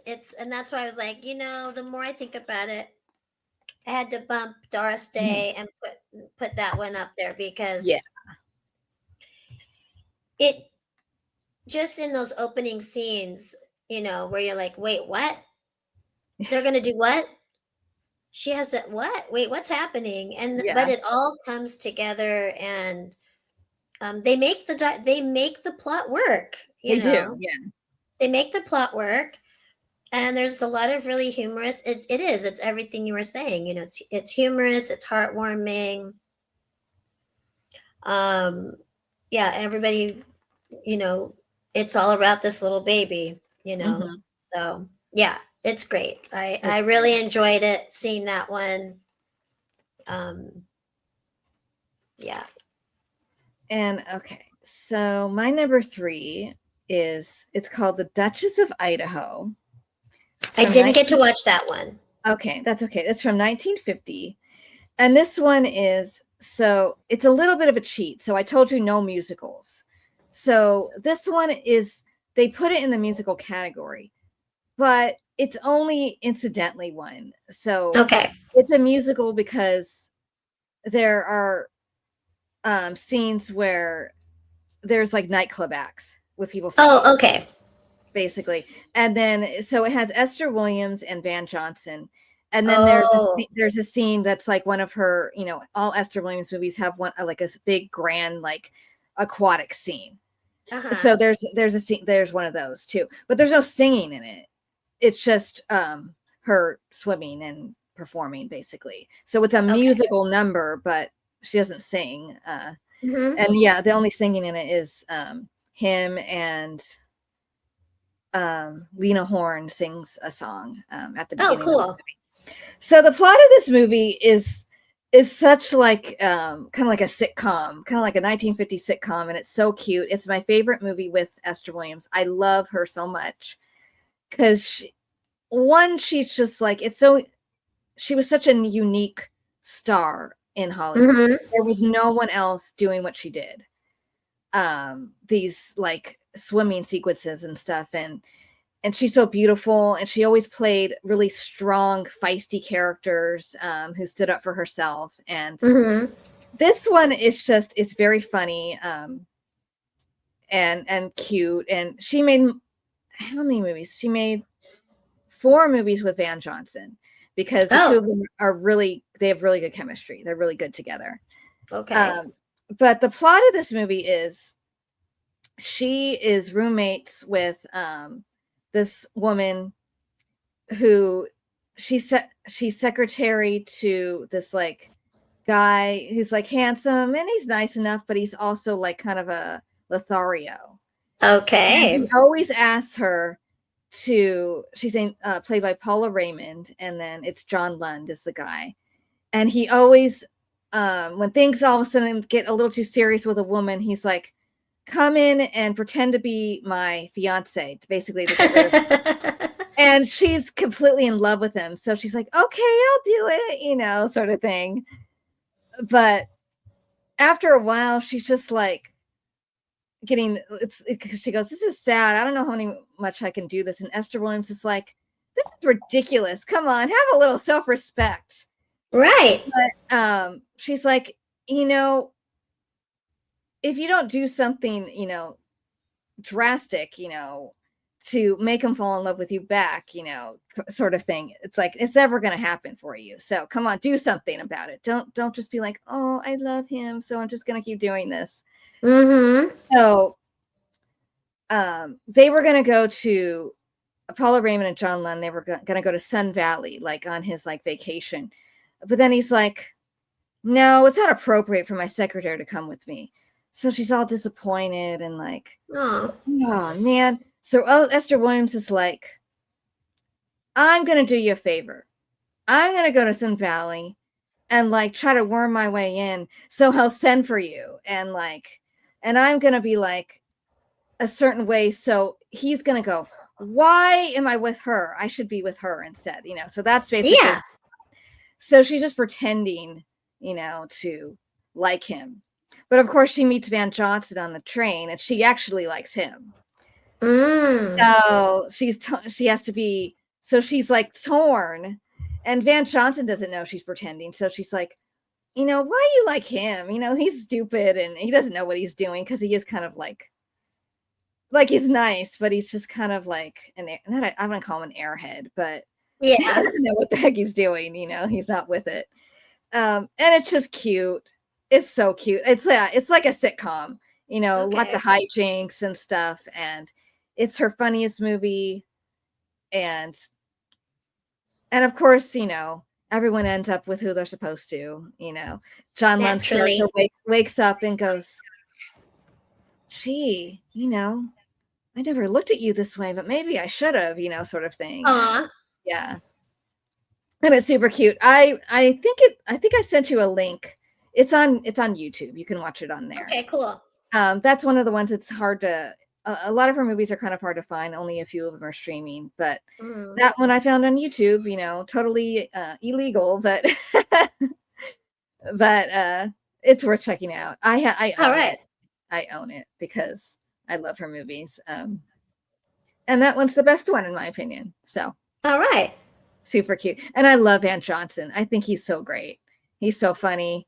He's one of those who can do everything. He can do drama, comedy, all that stuff. So yeah, it's good. If people haven't seen it, I recommend watching it.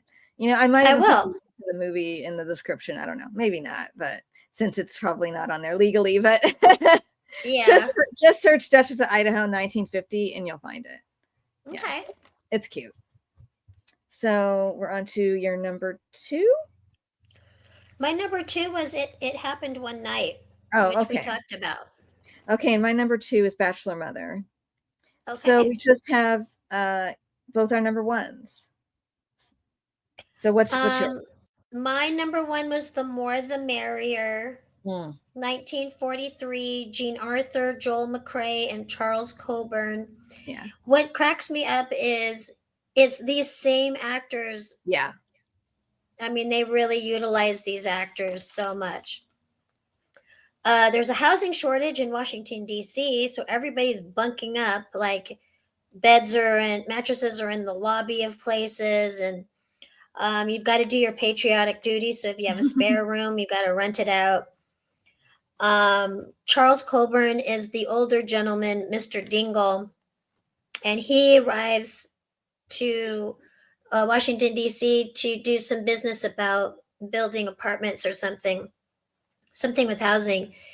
But he's 2 days early, so the hotel doesn't have his room ready. And so he's looking in the paper and he sees this half an apartment for rent, which is being offered by Jean Arthur. When he shows up, there's a line of people waiting. Yeah. And so he's just like looking around going, I'm not going to do this. So he goes up, puts like the no vacancy sign on the door so that when Jean Arthur comes home, nobody's there. Yeah. And he basically weasels his way into her renting half the apartment to him. Then later, Joel McCrea shows up and he's in town for a week because of a military thing. And so he rents half of his half to Joel McCrea, this young guy, without getting permission from Jean Arthur's character. And Charles Coburn is so funny as Mr. Dingle. He's so funny. He is hilarious. So you've got this guy, this little meddler, opportunist, Charles Coburn, just cute as a button, but still, he can talk his way into anything. Yeah. And then trying to get Joel McCrea's character in and out without Jean Arthur's character seeing them. It's like the opening and closing of doors and people passing until finally it catches up and they're like, who are you? Who are you? Yeah. I was cracking up so much watching this movie.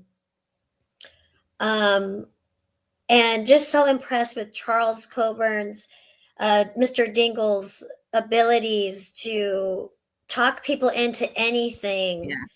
His salesmanship, is really, um, and then slowly but surely their relationship between all three of them really, in a very short amount of time, as all of these movies.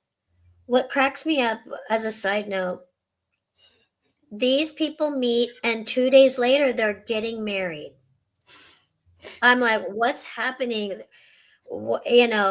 At this time period in the world when there's like a very short courtship. They fall in love fast and they get married fast. And this movie is no exception. And so um, they have their falling outs, but the dialogue is so good. The costuming is so fantastic. Jean Arthur is great. I love her. Mhm. All three of them work so well together. Um, that first morning when they're trying to, like, well, I'm going to wake up at 7 a.m. and then from some 7 Yeah, to 7:04, and then you're going to do this, and then you're going to get the coffee, and I'm going to do this, and then we're going to, and she just has it down, and he's like, what? And I so then know. that morning he's running around with this piece of paper of the schedule, and it's just It's hilarious. hilarious. I know. Hilarious. Um, and then so eventually when they finally everything comes around and they get together, because Mr. Dingle, he like keeps her from her fiance. He finds out where they're gonna have dinner and then brings the other guy, and like he just keeps them separated and keeps pushing these other two Mhm. people together. And I just I enjoyed every moment. It was so much fun to watch. The chemistry is so good. The costuming is so good. Just the things that had to be happening at the time when these movies were being made, and that little car where they carpool, and the two women in the back seat, their heads are out of the car. Like they're just crammed in there like a clown car. And they zip away. It's just that time period where everybody is like bunking up and making the best of the Yeah. situations for the good of the whole. Mhm. Because I think at one point even Mr. Dingle is sleeping in the lobby of the Mhm. apartment building that they're Yeah. in, the walk up that they're in. Because I was like, hey, wait a minute, he's right, He's in right his there. pajamas. Oh my god. So I cracked up through this whole thing. It was just hilarious. I just really loved it. So that's how it got to be my number one. Well, good choice. I mean, I had it as one of my honorable mentions, but I love this movie. It's I think it's definitely underrated. People don't mention it very much, but Yes. it's so great. All three of them are phenomenal. Charles Coburn won an Oscar for this movie. He So, should have. He's and he's great. he's so great. I mean, we've mentioned him multiple times. He's in multiple of these movies Yeah. because he's so great playing like yeah, he just finagles his way in and that's hilarious, and he's trying to play matchmaker, and it's so sweet that he's trying to do that, and Mm-hmm. keeps talking about Joel McCrea. He's a standout, forthright, kind of guy. That's what you need. And I love yeah, I love Jean Arthur too. She's good in everything. And Mm-hmm. yeah, and The part where it's so funny. It's so funny. it's so uh, funny, even in those, there's a moment where um Charles Coburn gets caught reading her diary, yeah. and she's really heartbroken about it. And and Joel McRae's like I tried to tell I him tried to not tell to, you. and I they're know. like trying to backtrack. Um, so so there are some tender moments where Yeah. people overstep. You know, it's really easy to overstep and lose those boundaries. You know, forget to respect other people's boundaries. Um, but I think his intentions were pure, and he has great physical comedy. He's Mm-hmm. not the most wiry guy. He's a little chunky, plump guy, of a guy, an older gentleman too. Trying to find his pants. I mean, oh Yeah. my god! And then just like the things that he goes through, the amount of physical comedy for someone of his age and his size. I just was, I loved so many moments. There were just so many good moments, really And fun. and I also love how sweet Joel McRae's character is. Mm-hmm. He's like when he's reading the diary, he's like, I wouldn't do that if I were you. And Yep. oh, when you hear her crying, oh my god, oh, you feel so bad for her, because she's so embarrassed. And talk about like romantic chemistry. Oh I mean, yeah. it's like sexy chemistry, especially for the Yes. year. Like the scene when they're sitting outside on the stairs on the stoop, Uh-huh. it's just like, wow, Well, that that and that is and when they're sexy. talking about where she's like, I have a date if he doesn't call or show up Yeah. or something, right? Mm-hmm. And she leaves the phone off the hook, but then the And guy she does, kid, yeah. kid comes in and ruins it, and she's like, But oh there's no, moments where you can you could almost feel it. see Yeah. the vibration between Yes. them and the way they're like looking at each other but not looking at each other, and you're just like, if somebody doesn't hose these two down, they're just going to jump on each other Yeah. right now. They're going to skip dinner. They're when they do connect, it's like fireworks. It's Hmm. so magical. Yeah, I was like, whoa. Yeah. Yeah, Yeah, I great. agree. And yeah, Mm-hmm. when he's like holding her head, and it's like because he's a big guy, it's like his whole hand was like the size of her head. Yeah. He's a dreamy guy and very underrated actor. People don't talk about him very much, Mm-hmm. but he's great. Just swoony, kind of perfect for a romantic comedy. Yes. And yeah, I love the part when he gives her the little like travel case, and she's like, oh, this is beautiful. And he's just like opening it, and he's like, well, you'll know what these are. And it's just like, it's so sweet and natural. And it's true. It's like a lot of these movies, it's like, yeah, they met 2 days ago. Now they're getting married, but it's just a different time, it's during the war, and Mm-hmm. people just didn't, they thought about things differently, and they didn't waste time. They're like, we don't know what Yeah. tomorrow holds. And, Yeah. it's a scary time. So it's like, let's just, why wait? So Yeah. I understand that. And I do too. um, great, great movie. What was the other thing I was going to say? Oh, I love the part when when they're reading the diary, they're all like sunbathing on the roof. Yeah. And they're talking about reading Dick Tracy comics. And she's like, oh, why are you bothering with that? And he's like, once I missed Superman twice in a row. I've never been right since. It's hilarious. It is. It's such a great movie. Yeah, the more the merrier. People, if you haven't seen it, watch The More the Merrier. It's Oh it's gosh. it's so So good. good. So It's good. so good. Hilarious.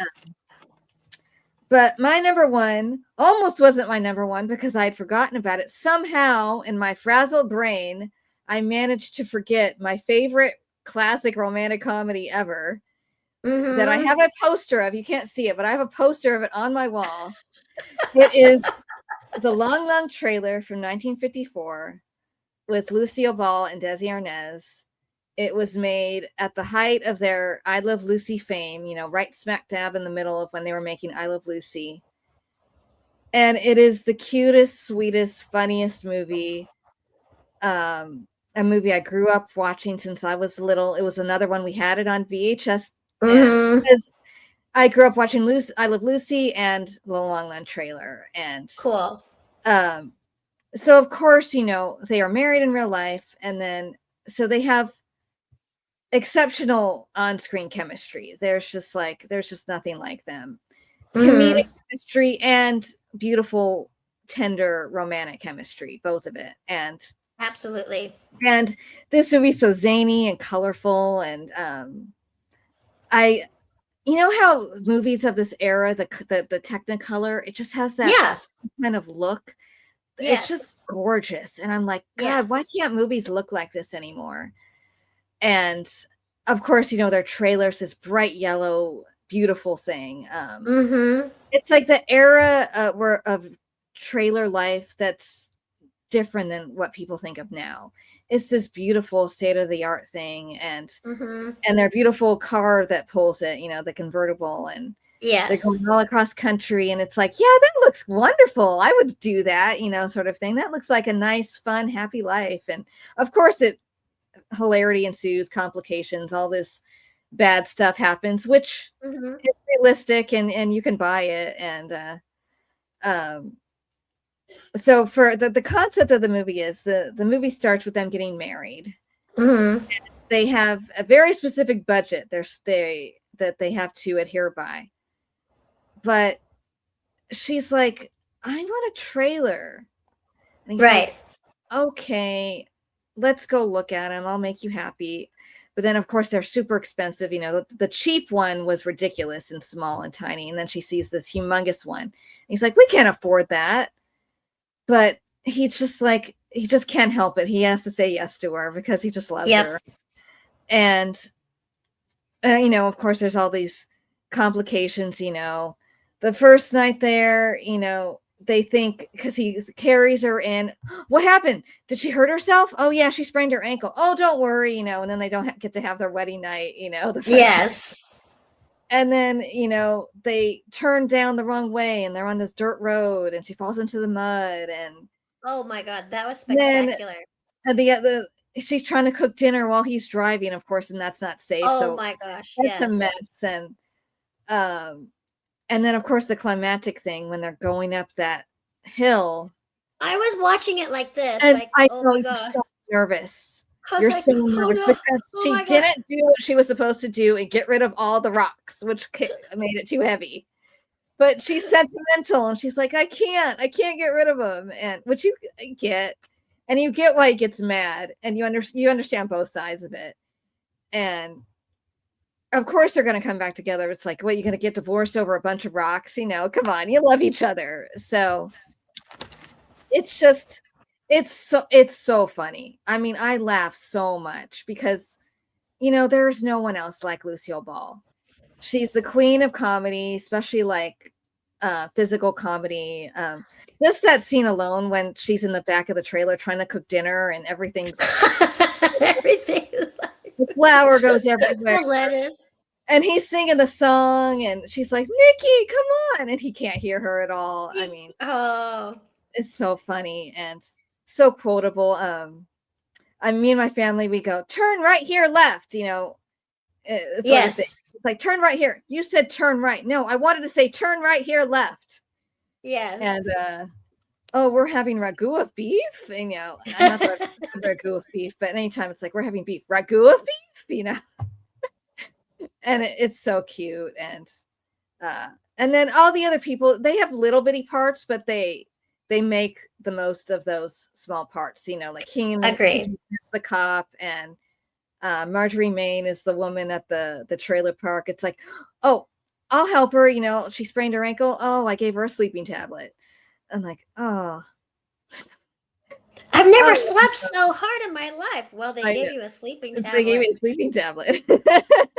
Oh. And I love everything she wears, her pretty dresses, but then like the jeans with the little pedal pusher jeans. Yeah. So cute. So cute. I just love this movie so much. This one and Bachelor Mother, I've probably seen the most of all the movies on my list. And yeah, it's zany, cute, heartwarming fun. And there's no one like them, you know. Yeah. There's like them. And I know in real life they got divorced, which is sad, but it was for other reasons. It's not because they weren't madly in love with each other, because they weren't, and that showed up on screen always. Mm-hmm. So yeah. I had not seen this one, but I did manage to fit it in. And hijinks begin. When he's learned, just even you can see how you could definitely see how this is gonna go when they go to look at the trailer. Yeah. And everybody's all dressed up. It's not like now if you're going to a trailer show, it's not like that. It's very stylish, but their trailer is too small. Let's just go and look, just for fun. Just for fun. Okay, just for fun. Let's just ask, just for fun. Let's just ask how much it is. Well, your car can't tow it, so now you got to get a new car. It's just like one thing after another. And then the tow hitch and just all of these things. And he's just like, oh my gosh, oh my gosh, oh my gosh. And then learning how to drive with it. Trailer brakes first. Trailer brakes first. I know. And this poor it's like guy traumatized. Is going like 20 miles an hour. With all those cars behind him. I know. White knuckling it. And she's like, can we go faster? No, we can't. No, we can't. But eventually, they don't show, but later when he's like, we're going up this mountain 8,000 feet, and you've got all this canning, the tomatoes, all the jams. You got to get rid of all the stuff you've canned. You've got to get rid of all the rocks because they've collected giant rocks, this big around. Yeah. And I have rocks that size in my garden that I've dug out of the ground and had to roll because they are extremely heavy. So these are not real rocks because they're flinging these like there's nothing. They're just picking them up. Interesting. And flinging them off, because that scene where she's like, oh, I know I have to get rid of these rocks, but they're all labeled. This one's from Snake River and this one's from Yosemite. And I mean, these are the mementos from their honeymoon. Mm-hmm. And so it's like, well, maybe if you hide them so they're not, they're even in the trailer and they won't notice. And she's like, yeah, let's do that. But the whole time, their car is literally like this on screen going up.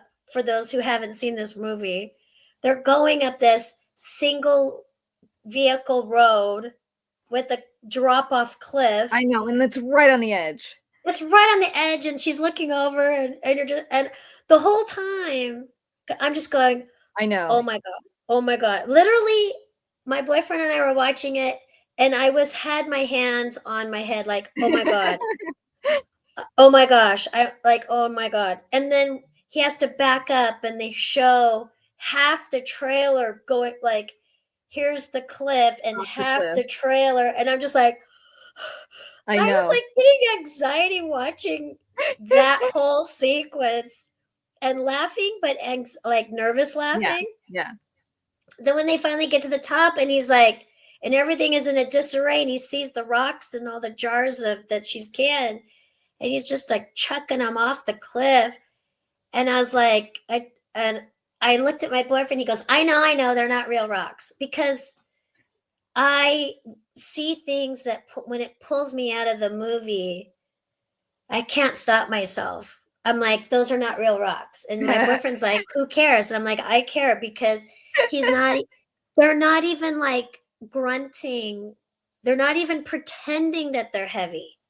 They're just, these are rocks. They're picking them up, like, and I'm going, those are the same size rocks that are out in my garden. He goes, oh yeah, because he knows how heavy those ones are. Mm-hmm. And so, I mean, I can look past it, for the comedy.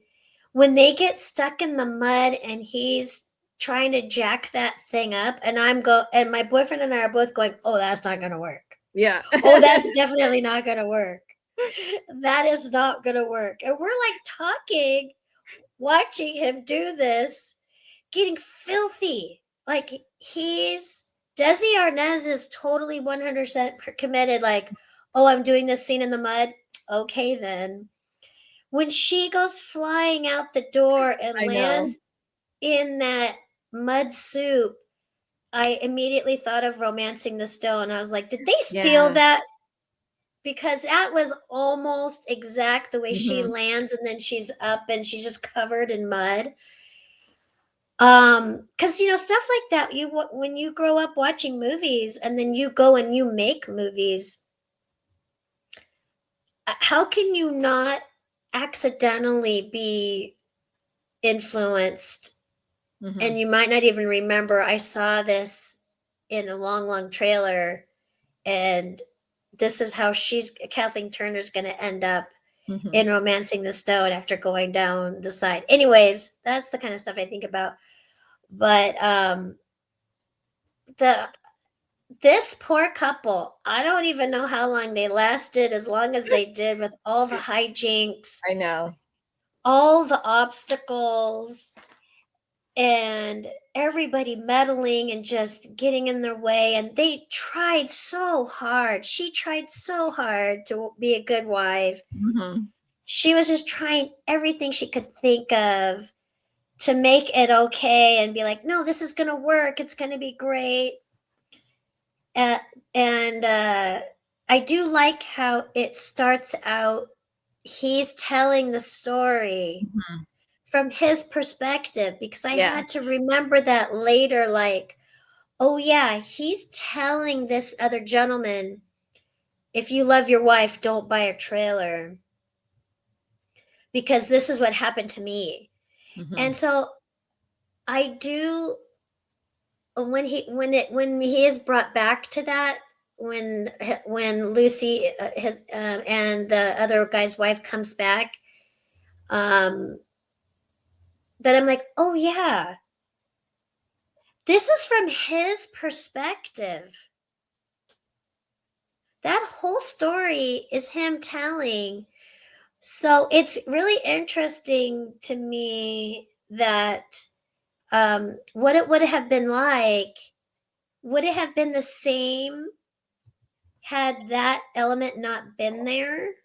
Like, what if that opening scene hadn't been there, and we just start off with Desi and Lucy? Oh, we're getting married. Let's go look at these Mhm. trailers. And then eventually he catches up to where she is and meets the gentleman, and then they have that conversation. He's like, trust me, you don't want to buy, if you love your wife, you don't want to buy a trailer, And then, because it made me wonder, how good of a narrator is he? Like, Sure. were the rocks that she collected really that big? Or were they exaggerated because this is his memory? Mhm. How much was exaggerated? Because when they go to leave, and all he has is his little toiletries case and some clothes on a hanger, and there's no room for his stuff.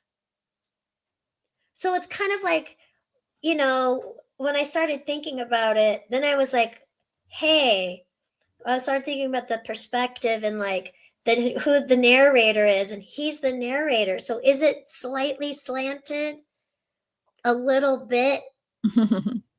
Has he made it a little bit more dramatic in certain areas, or exaggerated in certain areas, or something like that? So I just found that to be kind of like an interesting little tidbit. And then of course they love each other and they stay together. So it was a super fun movie. It definitely kept me engaged the whole time, and I was rooting for them. And then at the same time, just, I love when actors can be so fully committed to the physical comedy part Mhm. of it, be- because they both were 100% just committed to that. Yeah. Everyone talks about Lucy, but Desi Arnaz was great at the comedy too, and the physical comedy. Yeah, he definitely was in this movie. And in I Love Lucy and in this movie, yeah, he's so funny. I love the part with the trailer breaks first. It's so hilarious. Yes. You know, and then he keeps reliving it and getting traumatized, and his eyes go big, and yeah, it cracks me up. I never thought about the possibility of him being like a slightly unreliable narrator.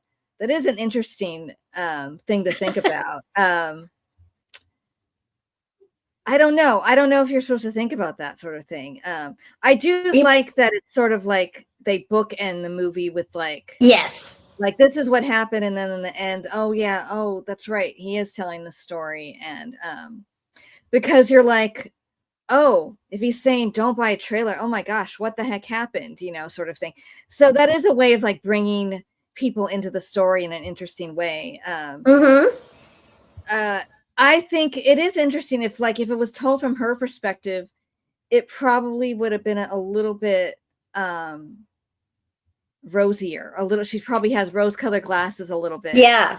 Right. So I don't know if his is exaggerated more, and maybe it's just like more realistic, and she would like think of the positives probably more than him.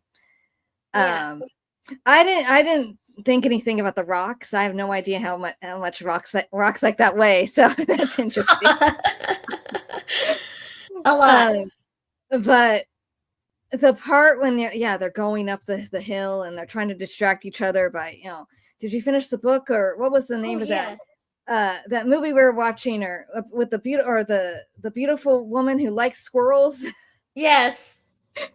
And I think they're talking about Elizabeth Taylor on their face at the same time. Yeah, I think they're talking about Elizabeth Taylor, I think, but I'm not sure. So you didn't finish the book, and she's like, no. No. Yeah, because the look of terror on their face at the same time. It's yeah, wonderful. me and my brother, when we were little watching that, especially my brother, he was like so anxious, like I can't look, you know, sort of thing. And it's true. It's anxiety inducing, but you're like, it's funny at the same time. So yeah, I love that movie so much, and because my favorite TV show ever is I Love Lucy, so of course I'm gonna love the Long Line Trailer.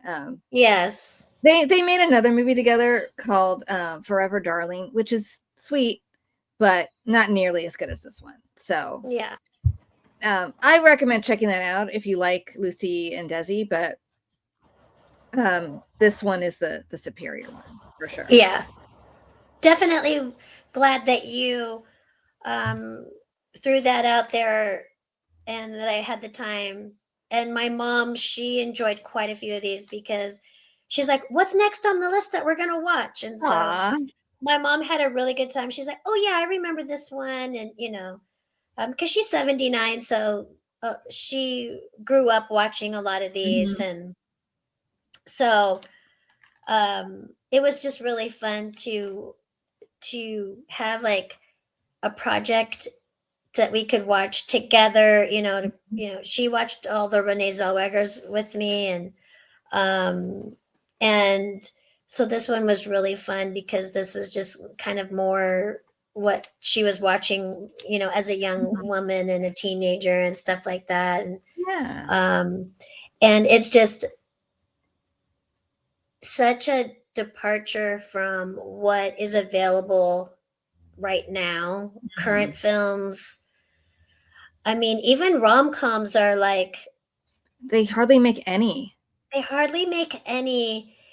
And I read Matthew McConaughey's book, and he talks about how it just became, he had to get away from making rom-coms because he was like, I could just show up and do it without even thinking about it because they're so formulaic, and you get kind of typecast into a character. And so he had to like not work for 2 years because he turned down everything for like 2 years. He asked his manager, how long can I not work? Like how long will my money last if I don't work? Because I need to break out of this box that I'm landed in, and he was making a lot of money. He goes, but it's soulless. You get to a point where Sure. you're not connecting with the material, and then you're just showing up and cashing a check, and he just didn't feel fulfilled. And so then he did Dallas Buyers Club, and so then he like swung really far the other direction and did some amazing things. And so when you watch these old films, you're like, oh man, you get nostalgic for these rom-coms, but there's loads of them. You could There's so watch a many. different There's so one many. every night for a year and still not see them all. I There know. are so many. Especially when you cross as many decades as we did, 30s, 40s, 50s, and 60s. Yeah. You know, I think the 80s and 90s were kind of, everything started to really dip down after that. I would say 90s and early 2000s are great. Yeah. Not the 80s Yeah. really. 80s are okay, but they just have a different feel. 80s Yeah. were good for other types of movies. Yeah. But yeah, 30s, 40s, 50s, 60s. I mean, there's so many. Yeah, we should probably do another video because there's so many other movies I could have talked about that are so fun and yeah. But they were really cranking them out. They don't make very many, and the ones they do make, they're okay. They're not even up to like the 90s standard. I mean, yeah. Some of them come close, but they're just not quite there. Like the other day I rewatched it's called Ticket to Paradise with George Clooney and Julia Roberts. Very sweet, very cute, but it's like, it's not a 5-star rom-com. It's like a 3.5-star rom-com. Yeah. It's like, it's good. I enjoyed it. They're great together. Great. They're movie stars, but it's not quite at the level of like some of like her other rom-coms and, you know, that she made in her movies. So yeah. I think it's just like things are different. They need they need good writers. And there's an audience for them. There is. They're just, they don't have the faith in them, I guess. And if they make them, they put them straight to streaming or. Well, I think too, I guess the rom-coms are now like the Hallmark movies. Yeah. That's like one of the only places where they consistently make them. Yeah. Yeah. Because the rom-coms have to have, seems like nowadays they have to have more sex or something or more. It has to be taken to the extreme. They can't, and that's what's great about these that we talked about. There were some super sexy moments that lead you up to the moment, and then let your imagination do what it wants to do. It doesn't spoon feed it to you. You know, it's very light in those areas, but I didn't miss it one bit. I was like, these movies were great. They were engaging. They held me, you know, from start to finish. They didn't need all that extra stuff. Yeah. It didn't need to have base level humor. The situations that they were put in carried that for them, so they didn't have to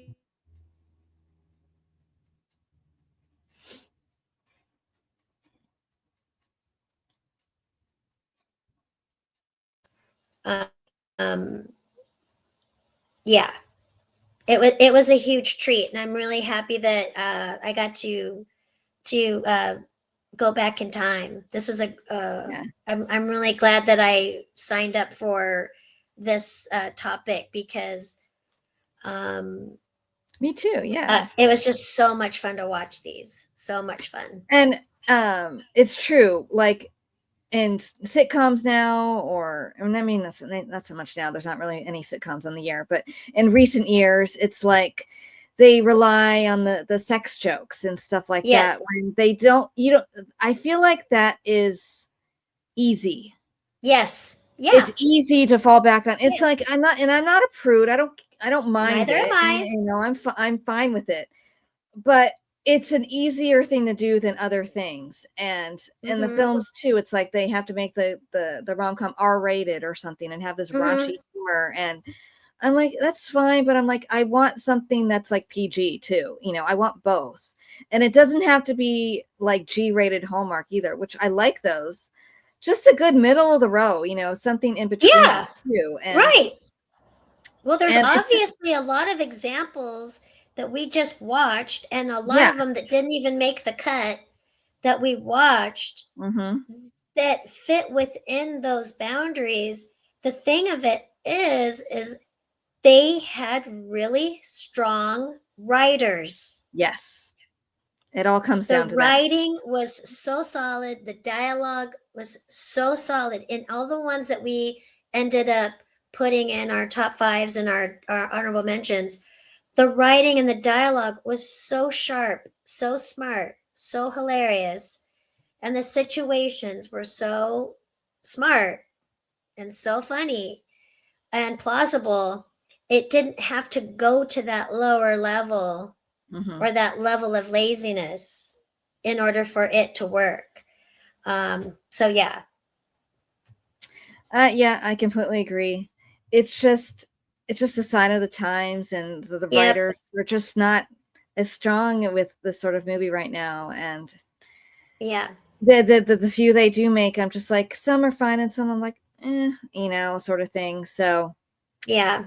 but that's why I'm glad all these other movies exist. And this is Yes. why, you know, as good as streaming is, you know, there's an okay amount that you can find, but a lot of older movies are not streaming. So go buy your DVDs, go buy your Blu-rays. Physical media. Gotta You need keep the it. physical media because you can't rely on streaming to have these movies. And Yes. I know lots of people like that they gave away their DVDs and they're regretting it. So they're Yes. trying to build it back up. And I never did, thankfully. And I have hundreds, you know, you know, my playlist, I'll leave a link in the description of my DVD collection it's massive. And a lot of them are classic movies. A lot of them are Mm-hmm. classic movies. So Yeah.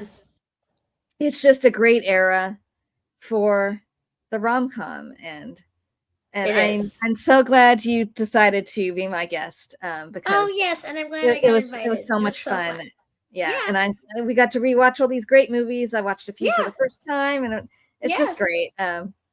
So I hope everyone enjoyed watching or listening to this. If you did, please subscribe. Please give this video a like. Leave a comment. What are some of your favorite classic rom-coms? I would love to know if there's any Yes. we missed, if you love the ones we mentioned, all that sort of thing. I love getting more recommendations for more classic films. I'm always eager to watch more because I know there's so many I still haven't even seen. You know, there's just an abundance Yes. out there. But I hope everyone has a beautiful, beautiful day and stay nerdy. Take care. Bye. Bye bye.